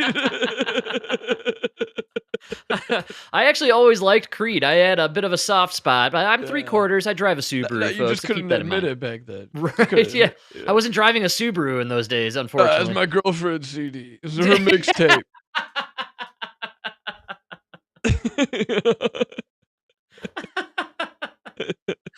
So yeah, apparently the youth really digging that kind of music, and that's exciting. And that could pave the way. If the young people are listening to rock music, they're gonna want to hang out with their buddies and go to the garage, plug in their dad's old instruments, and start jamming away. Let's play a little Creed. Let's play some rock from the '90s and the early aughts. So that could pave the way, maybe, for some nice, just classic garage band rock music. Garage band, yeah. Right? That's what it was all about, man. So yeah, Creed making a comeback. Rock. Butt rock making a huge comeback. It's funny, we're living in an era now where Creed is hip and kids are wearing Jenkos. It's kind of wild. Round and round. Round and round and round and round and round. Everything goes round and round. Cyclical. Yeah, man. So Mike, we're grooving along here. I feel like we have just a ton of stuff on the docket, but we barely even tapped it in the last hour there. Well, I mean, you can't put John Leguizamo on there. Wait, I gotta look at this actually. With Club Random. Yeah. Two very closeted men talking. This is It does say Leguizamo.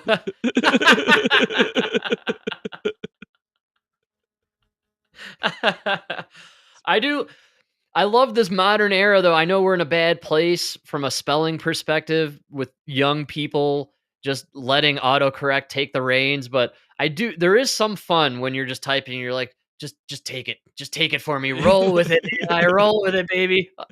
I'll correct the errors on the other side. It's fun. There's something fun about that. They gotta John, get better at it. Yeah, they need to definitely get better at it, unfortunately. John Leguizamo stopped by Club Random with Bill Maher, and I think didn't realize he must not be watching Bill's show, because I don't think he realized Bill Maher a bit more centrist these days, or maybe old school Democrat, and Leguizamo is a new school Democrat. Leguizamo's pure woke, and Bill Maher's anti-woke. And so I think that's going to be basically your dividing point going forward for people on the left.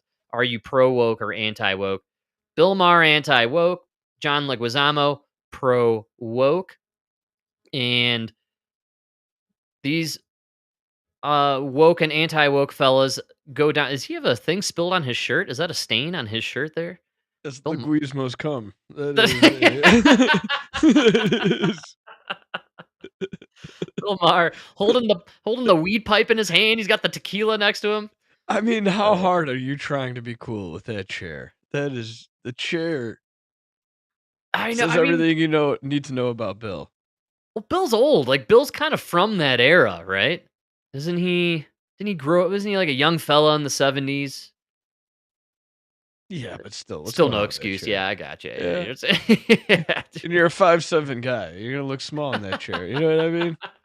Look like a little kid. Dude, there's Tim Waltz was on this the left has a new podcast guy, and he debuted a show last week, and he did an interview with Tim Walz, and it's the most awkward podcast. They're both sitting on a love seat facing each other. So they're like awkwardly like sitting sideways, but also like looking at each other, and they're really strangely close. This attempt by the left to have their new own Joe Rogan is just absolutely hilarious. Oh, they can't do it. They literally don't understand how to podcast. They don't understand how to just set up a microphone. They don't understand camera. they're trying too hard. Yeah. Got to bring in the love seat, put the flower vase over here. I mean, they're like, it's ridiculous. All right, we got Bill Maher, John Leguizamo. They're going to feud over immigration. Part of this is a backlash to how badly Biden handled the immigration situation. It can't just be like come one, come all, which Dude, it was. There's plenty of room here, and we need room. There's plenty of room in America. Come on, there's no lack of room in America. But it's never about room. It's about resources and about like having countries have to have a border. He was interviewing a retard. Don't.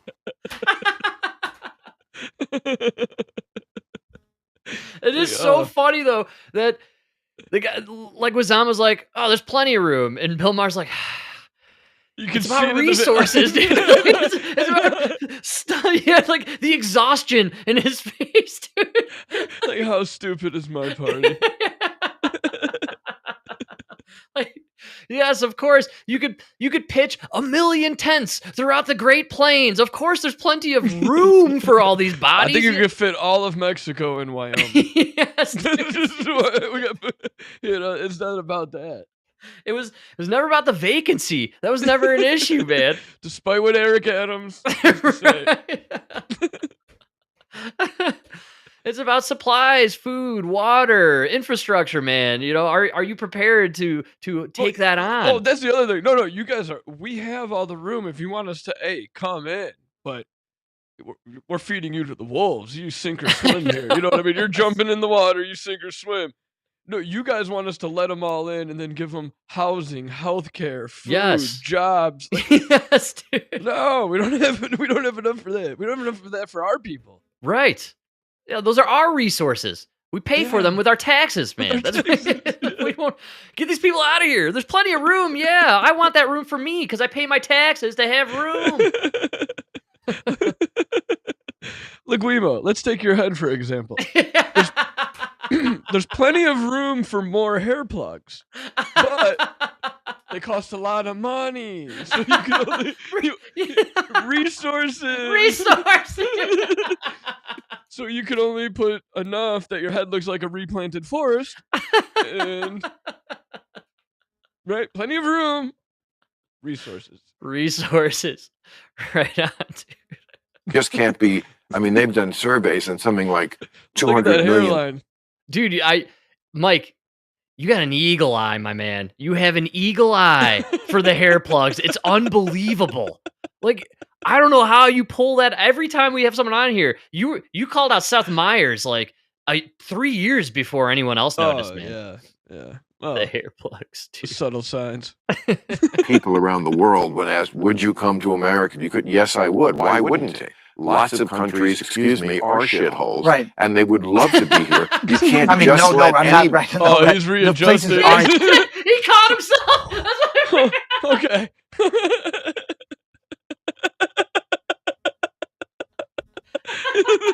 This guy's about to freak. He's about to freak out. I like how he didn't realize he said right to Bill Maher saying these countries are shitholes. He's like, right. Well, wait. No. Look at his face.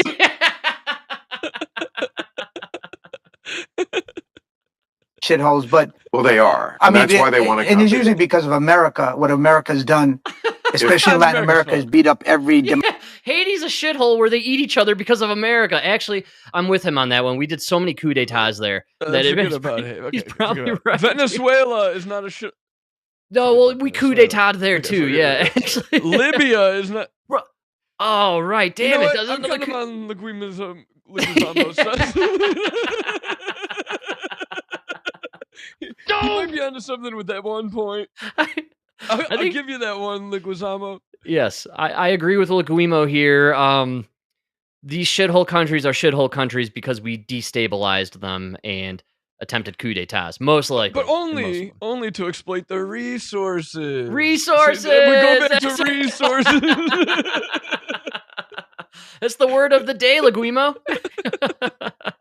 Democracy that was burgeoning in Latin America. They destroyed it to keep their oil or their resources or bauxite or bananas. Like, if you don't really have rights. He said it. Like, what was it? He said resources. Oh, he did. You missed it. How did I miss the resources? If you don't really have rights, like as far as like women's rights in most majority Muslim countries, women just don't have close to the rights we have here.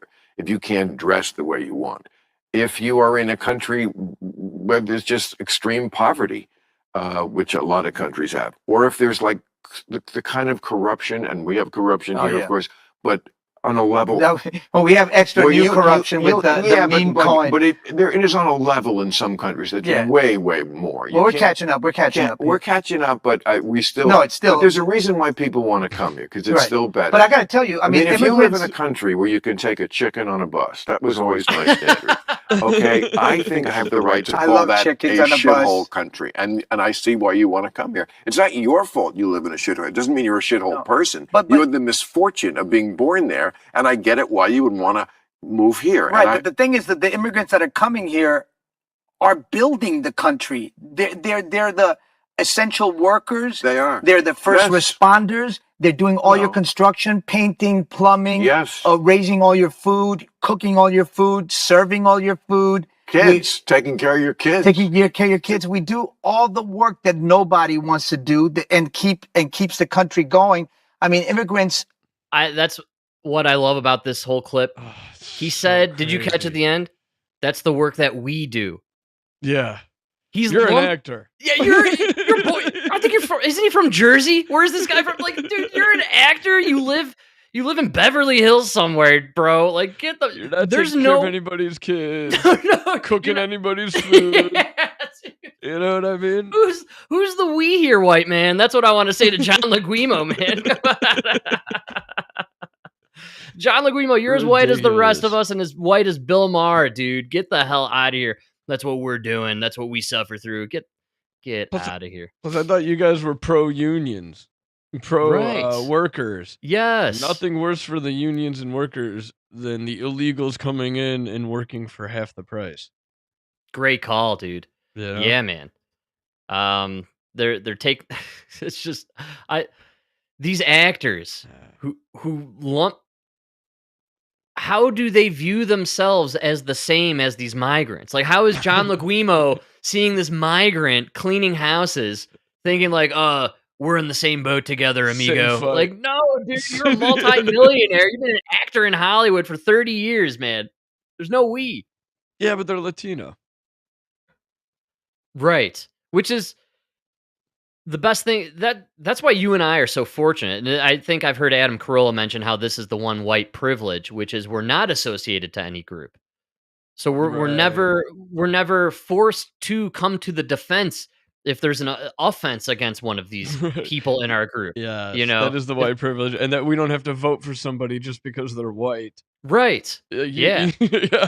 You're not earning my vote just because you're white. Exactly. Yeah.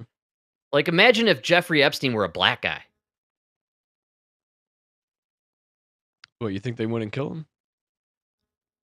I'm wondering what the support would be like publicly for him this juncture in time. I mean, Diddy got off. That's what I'm saying. Diddy walked. Epstein killed himself. Allegedly. Allegedly, dude. Yeah, white privilege, Mike. We're living it. We're feeling it. And John Leguizamo says there's plenty of room. Let's see what the Yeah, I problem do. is. He's got that like you could tell he must have gone to college somewhere because those are like all those talking points that you learn in like freshman year sociology classes. He does look like a college guy. Look at him. Great call on the plugs, man. Yeah, the hairline looks like it had receded and then moved back forward a He bit. tried, but it's still receding. You got to catch it early, right? But I think he's just too old. No, you get to a point where there's nothing there. You mean you're just putting a patch right here, basically, but the rest is fading. You can't keep up with it. You can't keep up. Yeah, there's literally no original hair. Now it's just plugs. Right. Yeah, so you just got to... You can really tell. Well, you get more plugs, right? Isn't that how that works? Yeah, but then it gets more and more obvious. Really? When it's just plugs, then people know? Yeah, it gets more obvious. I think Seth Meyers fixed it up a little bit, if I'm not mistaken. He's trying to keep up with the... Dude, Colbert was losing $40 million a year. I know, I read that. $40 million. And then people are like, oh, it's President Trump going after the media. Like, what? No, dude. The guy was losing $40 million a year. Yeah, it was a loser. His whole show was just losing money. Yeah, that's why that's what they said in the press release. They were like, this is all financial. We're doing this financially. It's a financial loser. We need to get rid of this. This albatross that we're just dishing out. There's 200 people that work for the show that nobody's watching. We gotta cut this show out, man. We can't do it anymore. It's ridiculous that we've done it this long. Right? And he was making like 20 mil, right? Yeah. Yeah, it's totally absurd. And they're now really into... People on the left really love using the word fuck. That's their favorite new word. They think it's really happening. Mm-hmm. You know, they're just swearing in general seems to be hip now. And so Stephen Colbert did a whole segment where he told Trump to go fuck himself. Oh, yeah. And that was trending. And then Jon Stewart did something on his show where he had a black choir behind him singing "Go fuck yourself" or something like that. And apparently this is the new theme. And then tonight, Jon Stewart and Jimmy Kimmel and Jimmy Fallon, all the Jimmys, they're going to go on to Stephen Colbert's show as guests and show solidarity with him. So stupid. Which is so lame because they're all going to get fired in the next year. All of them are going to be gone, man. Actually, I'm glad you're all in one spot. We made this easy for us. Now that you're all here. There's a letter under your seat. That'd be so good. So $40 million a year they were losing, just totally bonkers. I don't know why anyone would want to keep paying for that. On the flip side, because that huge deal, they're all claiming Trump was behind this merging deal between Paramount and Sky Watcher or Sky Fox, whatever it is, and that's the reason they eliminated him. What was it? There was something else going on today with that merger. Now I've lost it. But you can't blame Trump for anything that's going on in the TV land. TV is dead. It's a dead medium. And these guys aren't bringing in any viewers and they're not bringing any money. And You're losing $40 million a year. How long can you do that? Totally nuts that they kept it going for that long. And they're going to go for like another year. Yes. It's not over until like May of next year. It's insane. Oh man, I lost what I had. That's all good. So yeah, Colbert's doing this last year. He's got the solidarity with the late night guys who are all going to end up losing their jobs. Ultimately, YouTube. Alex Jones gets millions of daily views on his show. Yeah, that's crazy. So does Tucker Carlson. And they're just doing it on YouTube, man. I mean, Alex Jones gets millions of views on X only. He's literally banned from all other platforms. There's only one place you could find the guy, and he's still like crushing these major companies. And how is he still on the air? I thought they were. Remember, they were like liquidating everything. And yeah, he's funny. He does some shows from his secondary studio that he has, and I think he does that when they're like trying to repo his real studio, and there's all this stuff going on there, so he just does it at the side studio for the day. He doesn't care. He could buy endless mics. All he needs is a mic. Yes. 2 turntables and a microphone, you know? Yeah. But it's the end of late night, man. These guys were just shills for big pharma during the COVID lockdowns and anti-Trump. Get rid of it, man. Nobody's watching it. When's the last time we genuinely clipped a late show situation? I think we got Bernie on Stephen Colbert's from like a month ago. And we only liked it because at that time, Bernie was complaining about how expensive everything was and at the same time fighting the oligarchy, which is over, apparently. Are they still fighting the oligarchy? Is that happening anymore? They lost a lot of steam when he got called out for the private jet. Remember? Right. And he was like, what do you want me to do? Wait in line with these plebes? Out of here.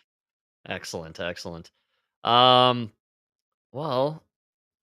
speaking of politics and political ruin, I did want to share quickly an update. Jared Polis tweeted out just before the show, Coloradans who took part in our online survey have voted not to proceed with the Colorado 150th pedestrian walkway to celebrate our 150th anniversary as a state. Thank you to everyone who shared their opinions and voted. I was one of them. I will commit my time and effort to prevent this walkway from being built, even if I have to chain myself to the Capitol Plaza to stop it. Over 80,000 people participated in 5 days. Yes votes. Yes. 3,300. 3.8%. Maybe 2,000 at 2%. No. 82,313 no votes at a whopping 93.9%. So long, Jared. So long. All right. No more walkway. Yeah. No more walkway. Thank God. Saving you some money. I mean, I would love it if they could take that $29 million for this bridge to nowhere and maybe fix up some roads or do something with the city itself physically. Maybe Do you guys have a large black woman statue? Oh, good call. Probably No, spend it on that, you know? I'm still a huge fan of the black guy searching for the DMV. I think that needs to be the statue for Denver. Just, looking at the map. It's got to be a paper map because they don't know how to use electronics, right? They don't know. Right. They can't use computers and No, they don't phones. know how to turn them on. Black guy looking at an unfolded map, pointing in the direction with a confused look on his face. That's searching for that elusive DMV. You gotta that make they can sure never you find. face him away from the DMV. Right, he's going in the wrong direction. They always face opposite the DMV. As a matter of fact, put him outside the DMV. Right, but walking away. Even more embarrassing. In the middle of the parking lot of the DMV. There you go. All right, man. Huge news. That's good stuff. Denver and Colorado, the people speaking truth to power, telling these bozos to back off with your bridge to nowhere. Completely unnecessary. That's a power of the people right there. Power of the people, Mike. 82,000. So is so we see the power of the people really coming to fruition in New York, which we were I think, did we discuss prior to the show or earlier on how this Zamboni Dude, fella, he's gonna win. He's gonna win. Yeah, we were talking about it before the show. I hope he does. Anytime everybody hates somebody, I want them to win. If the Democrats and the Republicans are against him, that means he's not part of the establishment. Let him win. Fuck it. Great call, man. And that's a play out of my book here. I'm all for supporting people that is hated universally by everybody else. So I love It means you're doing something right. Yeah. So I Or love you're threatening the machine at the very least. Trump, Elon, Fetterman. These are all people that are universally hated by everybody on both sides of the aisle. Fetterman with a working brain. Yeah, oh, right, yeah. Post-stroke recovery Fetterman. Because when he was retarded, he was on their side and they loved him. I like how leftist policies only make sense to retards, though, with brain damage, right? The brain damage guy running as a Democrat is like, no, I believe in all this stuff. Starts to starts to have some sense kind of come to his mind, and he's like, wait, this is insane. What are we doing over here? You guys are retarded. He types it into his computer like, you guys are retarded. Ma'am Dammy is making waves, and I like your take that everyone hates him, so we should probably like this guy on some level. But he is bringing some weird and crazy ideas, including his take on prisons. Are prisons obsolete? Whew, coming through with the quotes, coming through with the titles of the books. I have to read that, actually. I haven't read that as yet.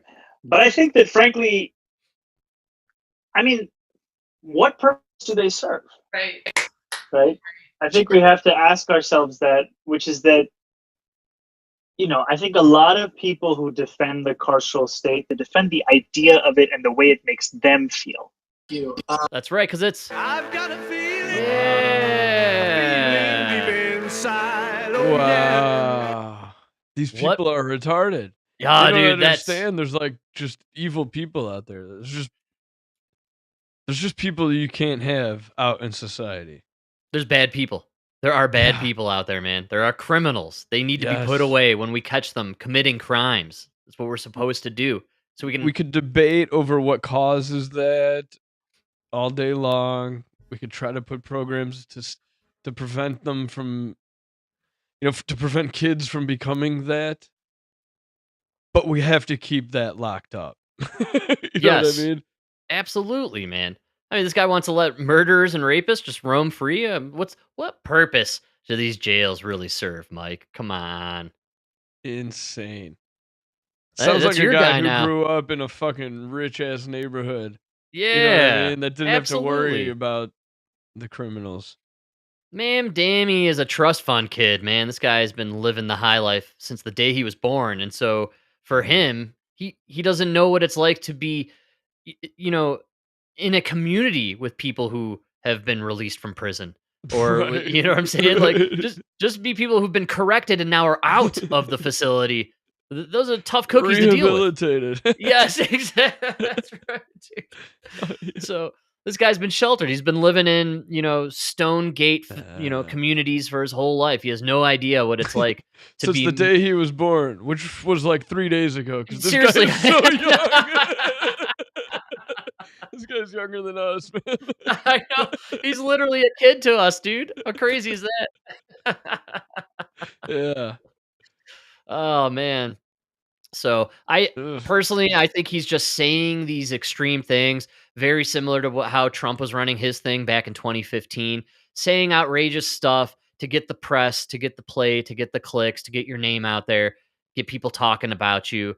And I'm willing to bet when he gets into office, he's going to be unable to really push a lot of his socialist ideas. And maybe some of his socialist ideas are just a gimmick in a lot of ways to get the young people to vote for him, essentially. Yeah.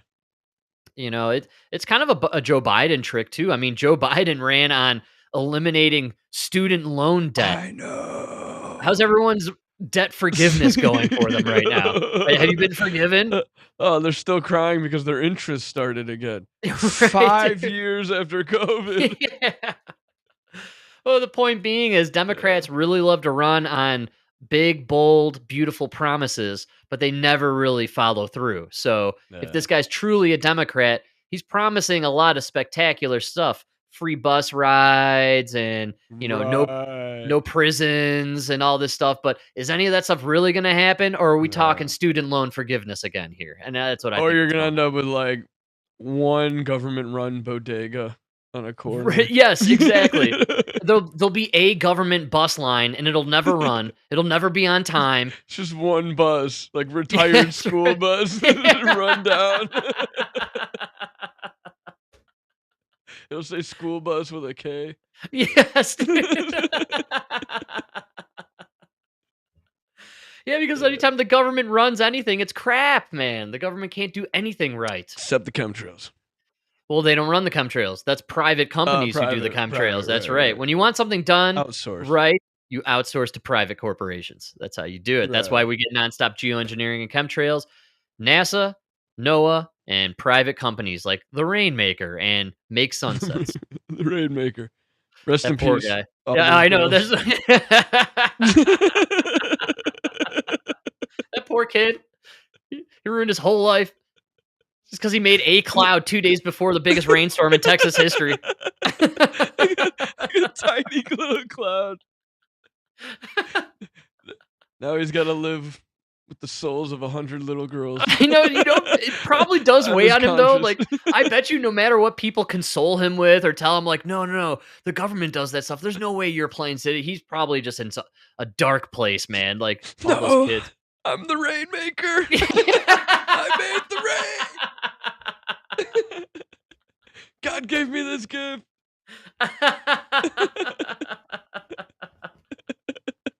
I feel bad for the guy, honestly. One of the interviews he did, he like started off like, he's like, first things first, I just want to make it clear, it is not cool, these death threats my family is getting over. I'm like, oh, dude, leave this kid alone, this poor guy. You know what else isn't cool?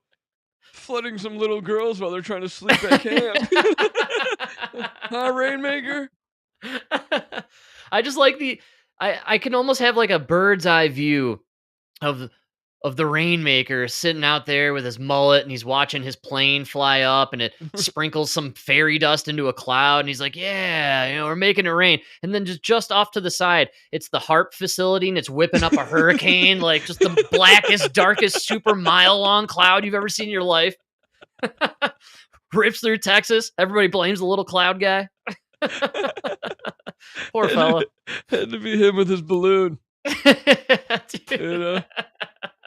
Had to be him. You got Poor Dorico. Augustus. Oh, he's there with his little. He does it with drones. So he's got the little drone. He's flying up there, with like not even a pop can. It was like 70 grand. Bloop, drops it. Like, oh yeah, all right. He turns to the right, and it's just this monsoon pouring out of the sky. This giant beam from the heart. Like shines out of the cloud and turns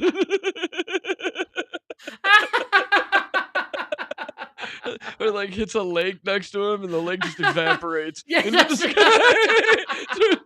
Turns into a storm. Poor guy. Yeah. Poor dude. Absolutely, man. Oh, that's good stuff. Noah. Noah and NASA, folks, they're controlling the weather. And speaking of which, and I don't really need to play anything as far as that, but I'll just show her picture there because I love this lady. MTG, there she is. Yeah. Yeah. She put the bill in this week. It's been introduced, the bill to ban geoengineering and chemtrails and weather modification. And right after that, Speaker Johnson announced they are literally ending all sessions in Congress for an extended recess for the summer until September, because Thomas Massie introduced a bill to reveal all information about Jeffrey Epstein and his client list. Wow. So as a response, instead of voting on the bill, they just shut down Congress, dude. Yes, man. Go home. Talk to your That's lawyers. Yeah. Get your affairs in order. People like, you guys keep dancing on this idea like, there's no Epstein list. The list is so horrifying you don't even want to see it. Actually, it's not even a real list. It was made up by Hillary Clinton. Like they're going through all this like, and now they're like, okay, well we're gonna introduce a bill where we demand to see all information about Jeffrey Epstein, and we are adjourned for summer. We'll be back in 3 months, people. There's no way the American attention span will last 3 months. Right, There's dude, no exactly. way. I think that's what they're banking on. That we'll just forget about the whole Epstein thing. I listened to this great interview about Jeffrey Epstein and all the shenanigans that he was a part of, and how he apparently had 2 islands, which I was not aware of, which is kind of crazy. No. He owned Little St. James and the main St. James Island. Yeah, what kind of loser only has 1 island? I know, but why do we only talk about the Little St. James Island? What was he doing on that big island, man? Come on. Like, and we don't even hear anything. Nobody talks about it. And what was the other thing? Oh, he had a villa in Paris as well. He had like a major compound in Paris. Wow. This is crazy. He could have just left for Paris and not been indicted. He could have just left America. It's amazing he went through the whole prison system process to begin with. Maybe he never thought he would get caught. Or Great call. Yeah. Actually, yeah, you're right on the money. Because there was that one dude, he did the movie The Pianist. He raped some girl, or he had what was allegedly like consensual. Aronofsky, I think, was the director. He had sex with an underage girl back in the 70s, and they were going to throw him in jail, so he just fled to Paris, and he's been living in France ever since. Well, Yeah. So I think, rich living people, in France is probably equal it's a prison to living within in its an American prison. I think I might take the American prison. Less butt rape, believe it or not. Less man-on-man action, if you will. Yeah, those French are. Oh man. So yeah, he apparently, you know what it was? I was listening to an interview with like maybe Robert Malone, someone of that nature, and they were discussing how they had taken trips to Epstein's Island. And apparently Epstein was really into genetics and biology, and he apparently would host all these seminars and meetings with the world's elite thinkers and scientists and biologists and what have you. And that's why we have the pictures of um, Stephen Hawking at Epstein yeah. Island. So he would host these events, and all these wealthy and well-known scientists would show up, and entrepreneurs, and they would be business meetings, essentially, allegedly. And it's believed that he would do that to kind of muddy the water a little bit. Like you couldn't look at the flight logs for Lolita Express, which wasn't named Lolita Express. Apparently, that was the nickname people gave to it after X amount of years. But you look at the flight logs. That's why it's such a wide array and spectrum of people and types of people. Professions that were going to this island. Maybe he did that in a sense to kind of cloud the area and the name list, the flight log.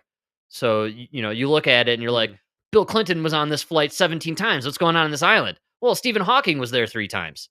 And we were doing this we were doing this conference with all these geneticists. But they were never there at the same time. Right, yeah, though that's kind of makes Bill tricky. wasn't there for the brains. That's right, dude.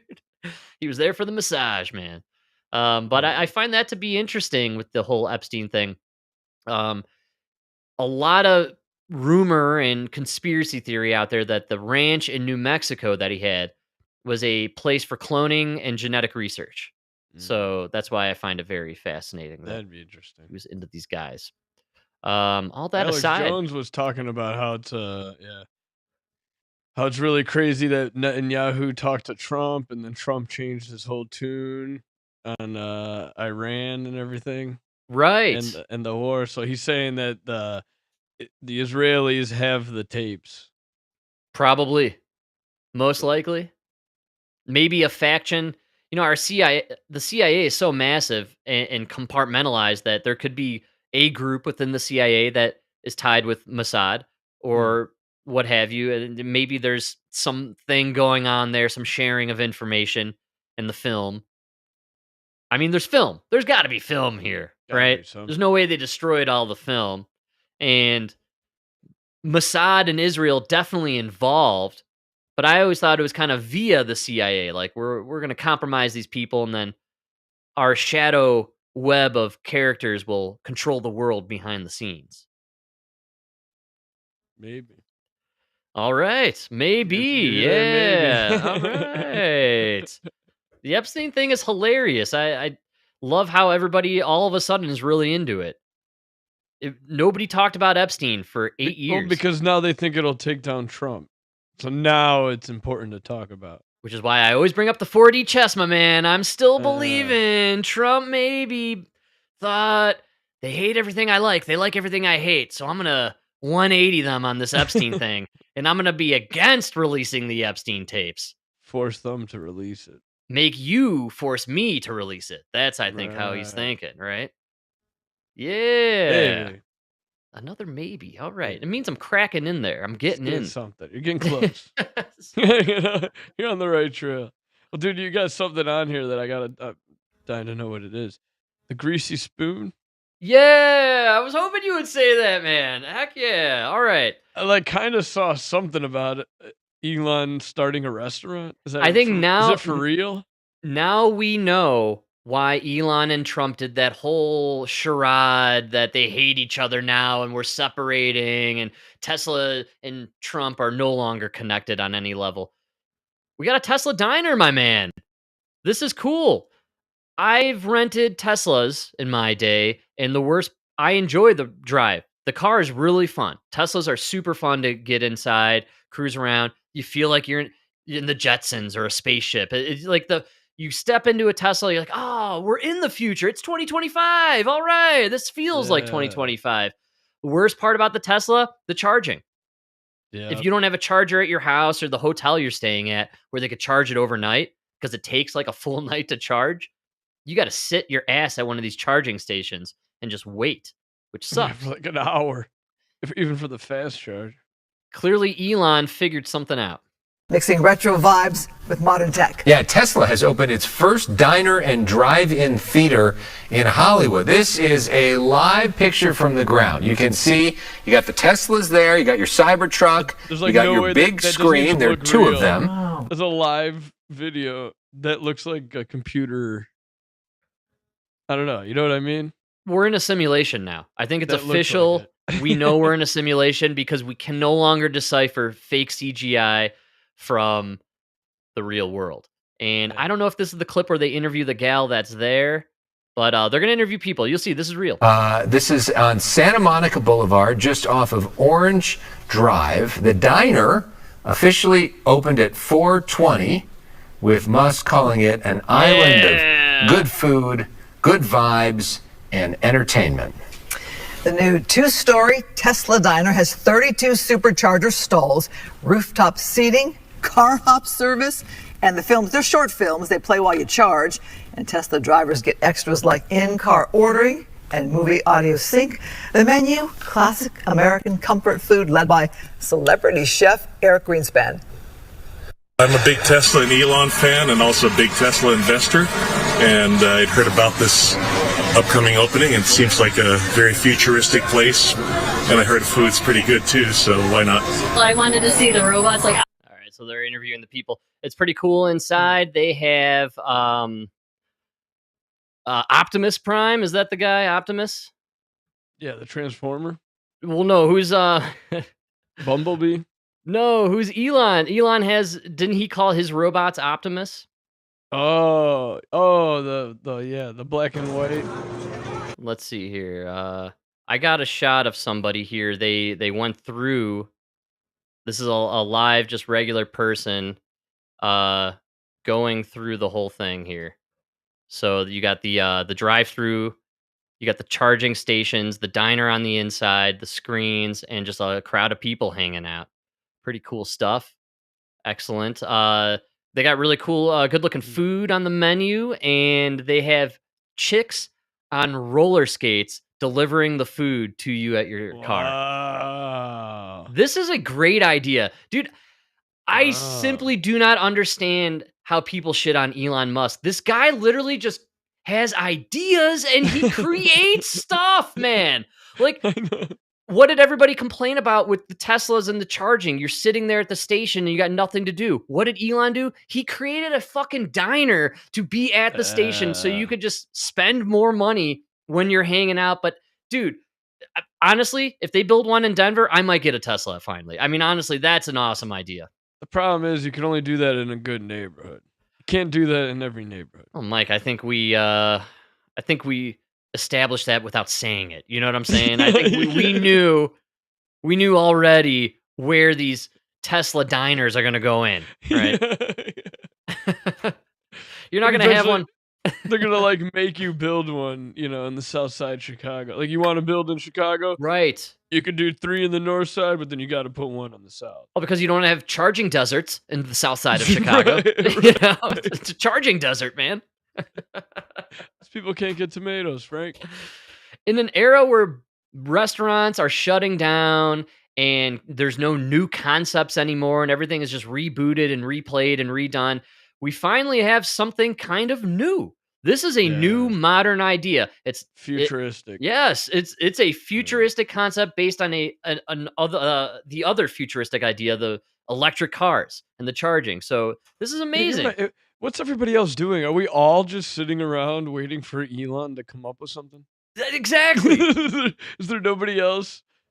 How was there no other, like, how did Buc-ee's or some other major gas station company not think like, hey, we should set up a Buc-ee's, but for electric cars? You know, and you have everything you need. And you got your station, but you come on in, relax, have a beer if you want to have a little road soda. You know what I'm saying? But, you know, I don't think you can promote that. But, you know, eat some food, have some really good food, though. We'll have chef-designed, delicious meals. We'll have TVs. I mean, outdoor. It's funny because he basically took really retro old concepts and made them futuristic. Outdoor movie theater, the drive-in movie, the diner, the chicks on the roller skates, but you're there for, it's crazy. It's a retro futuristic concept. It's beautiful, man. This guy's amazing. That's and a great idea. Simply don't understand why people shit on this guy all the time.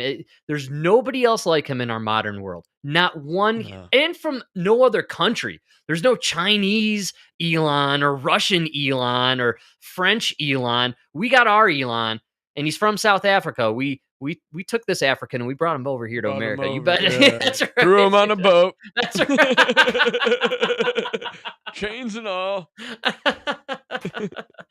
Said, you think for us now. Yeah, man. But this is awesome. I really enjoy it. This is the future I wanted to live in, where we have futuristic ideas creating other futuristic ideas. And then one day you turn around and you'll feel like you're actually living in the Jetsons. It'll be awesome. Yeah. You know, this is good. This is good stuff. And or he's going to take all this awesome shit and move it to Mars, and we're going to be stuck with whatever the crap we have here. And Mars will be awesome. Mars will be the place to be. Yeah, Hope you man. have your Doge. Yeah, hold on to that. Hold that Doge, my friends. That's right. Hold on for dear life, my friend. Oh, man, that's cool. Yeah, right. The drive-in movie. That's a great idea. I love it. Yeah. This is all. This is the right direction. We should be going further down this path. Innovation, ideas, creativity. Let's live in the future, man. Next up, Elon, please. Give me the hoverboard, baby. I've been dying since I was a kid for the freaking hoverboard, man. I don't think we'll ever have not in our lifetime. Not in our lifetime. I want a freaking hoverboard. Come on, Mike. Think about it now. We're too old. Even if we got it now, you're gonna break something. Oh yeah, tailbone for sure. Tailbone. That's it. No, I can't do the hoverboard anymore. You're right. Too old. Like 10 years ago, maybe, but that's crazy. I still feel like I'm young me who wants the hoverboard, but in reality, I'm actually Doc. Closer to Doc's closer to age. his age. That's what I'm saying. I'm Doc's age, you know. But inside, in my mind, I'm Marty still. But no. I'm more Doc now. I'm Marty's dad, actually, basically at this point. Jaja used to always say that at 90, even at 93, he said he would wake up every morning, and in your head, you feel like you're still a teenager, but then the whole day just reminds you you're old. Wow. Oh, that's brutal, dude. Yeah. I can't wait for the bionic implant so I can just replace all my limbs and my back and just be... I mean, the way you're aging, 93, you'll be, what, 50? I know. 60? I told you I age half the speed as everyone else. So I'm living to about 119, 120, I think is where I'll be calling it quits. It's going to be a long ride and very decrepit in those last 10 years. Take it slow. I guarantee you. That's it. I'm wearing a diaper at 100 and I'm never looking back. That's my... That's that 100 privilege, you know? That's right, dude. Mike, fastest hour of the universe. Can't believe I'm saying it. We got it. We got a lot. I think we got most of it. We'll carry whatever we got to the Sunday show. Want to thank everybody for hanging out, enjoying the good times and great oldies and chiming in the chat. D-Day, thank you. And we got DJ Rodfather here playing us out till the weekend. Have a great rest of your week, people. We will see you all on XRT songs. All right, love it, man. This morning. See you on Sunday.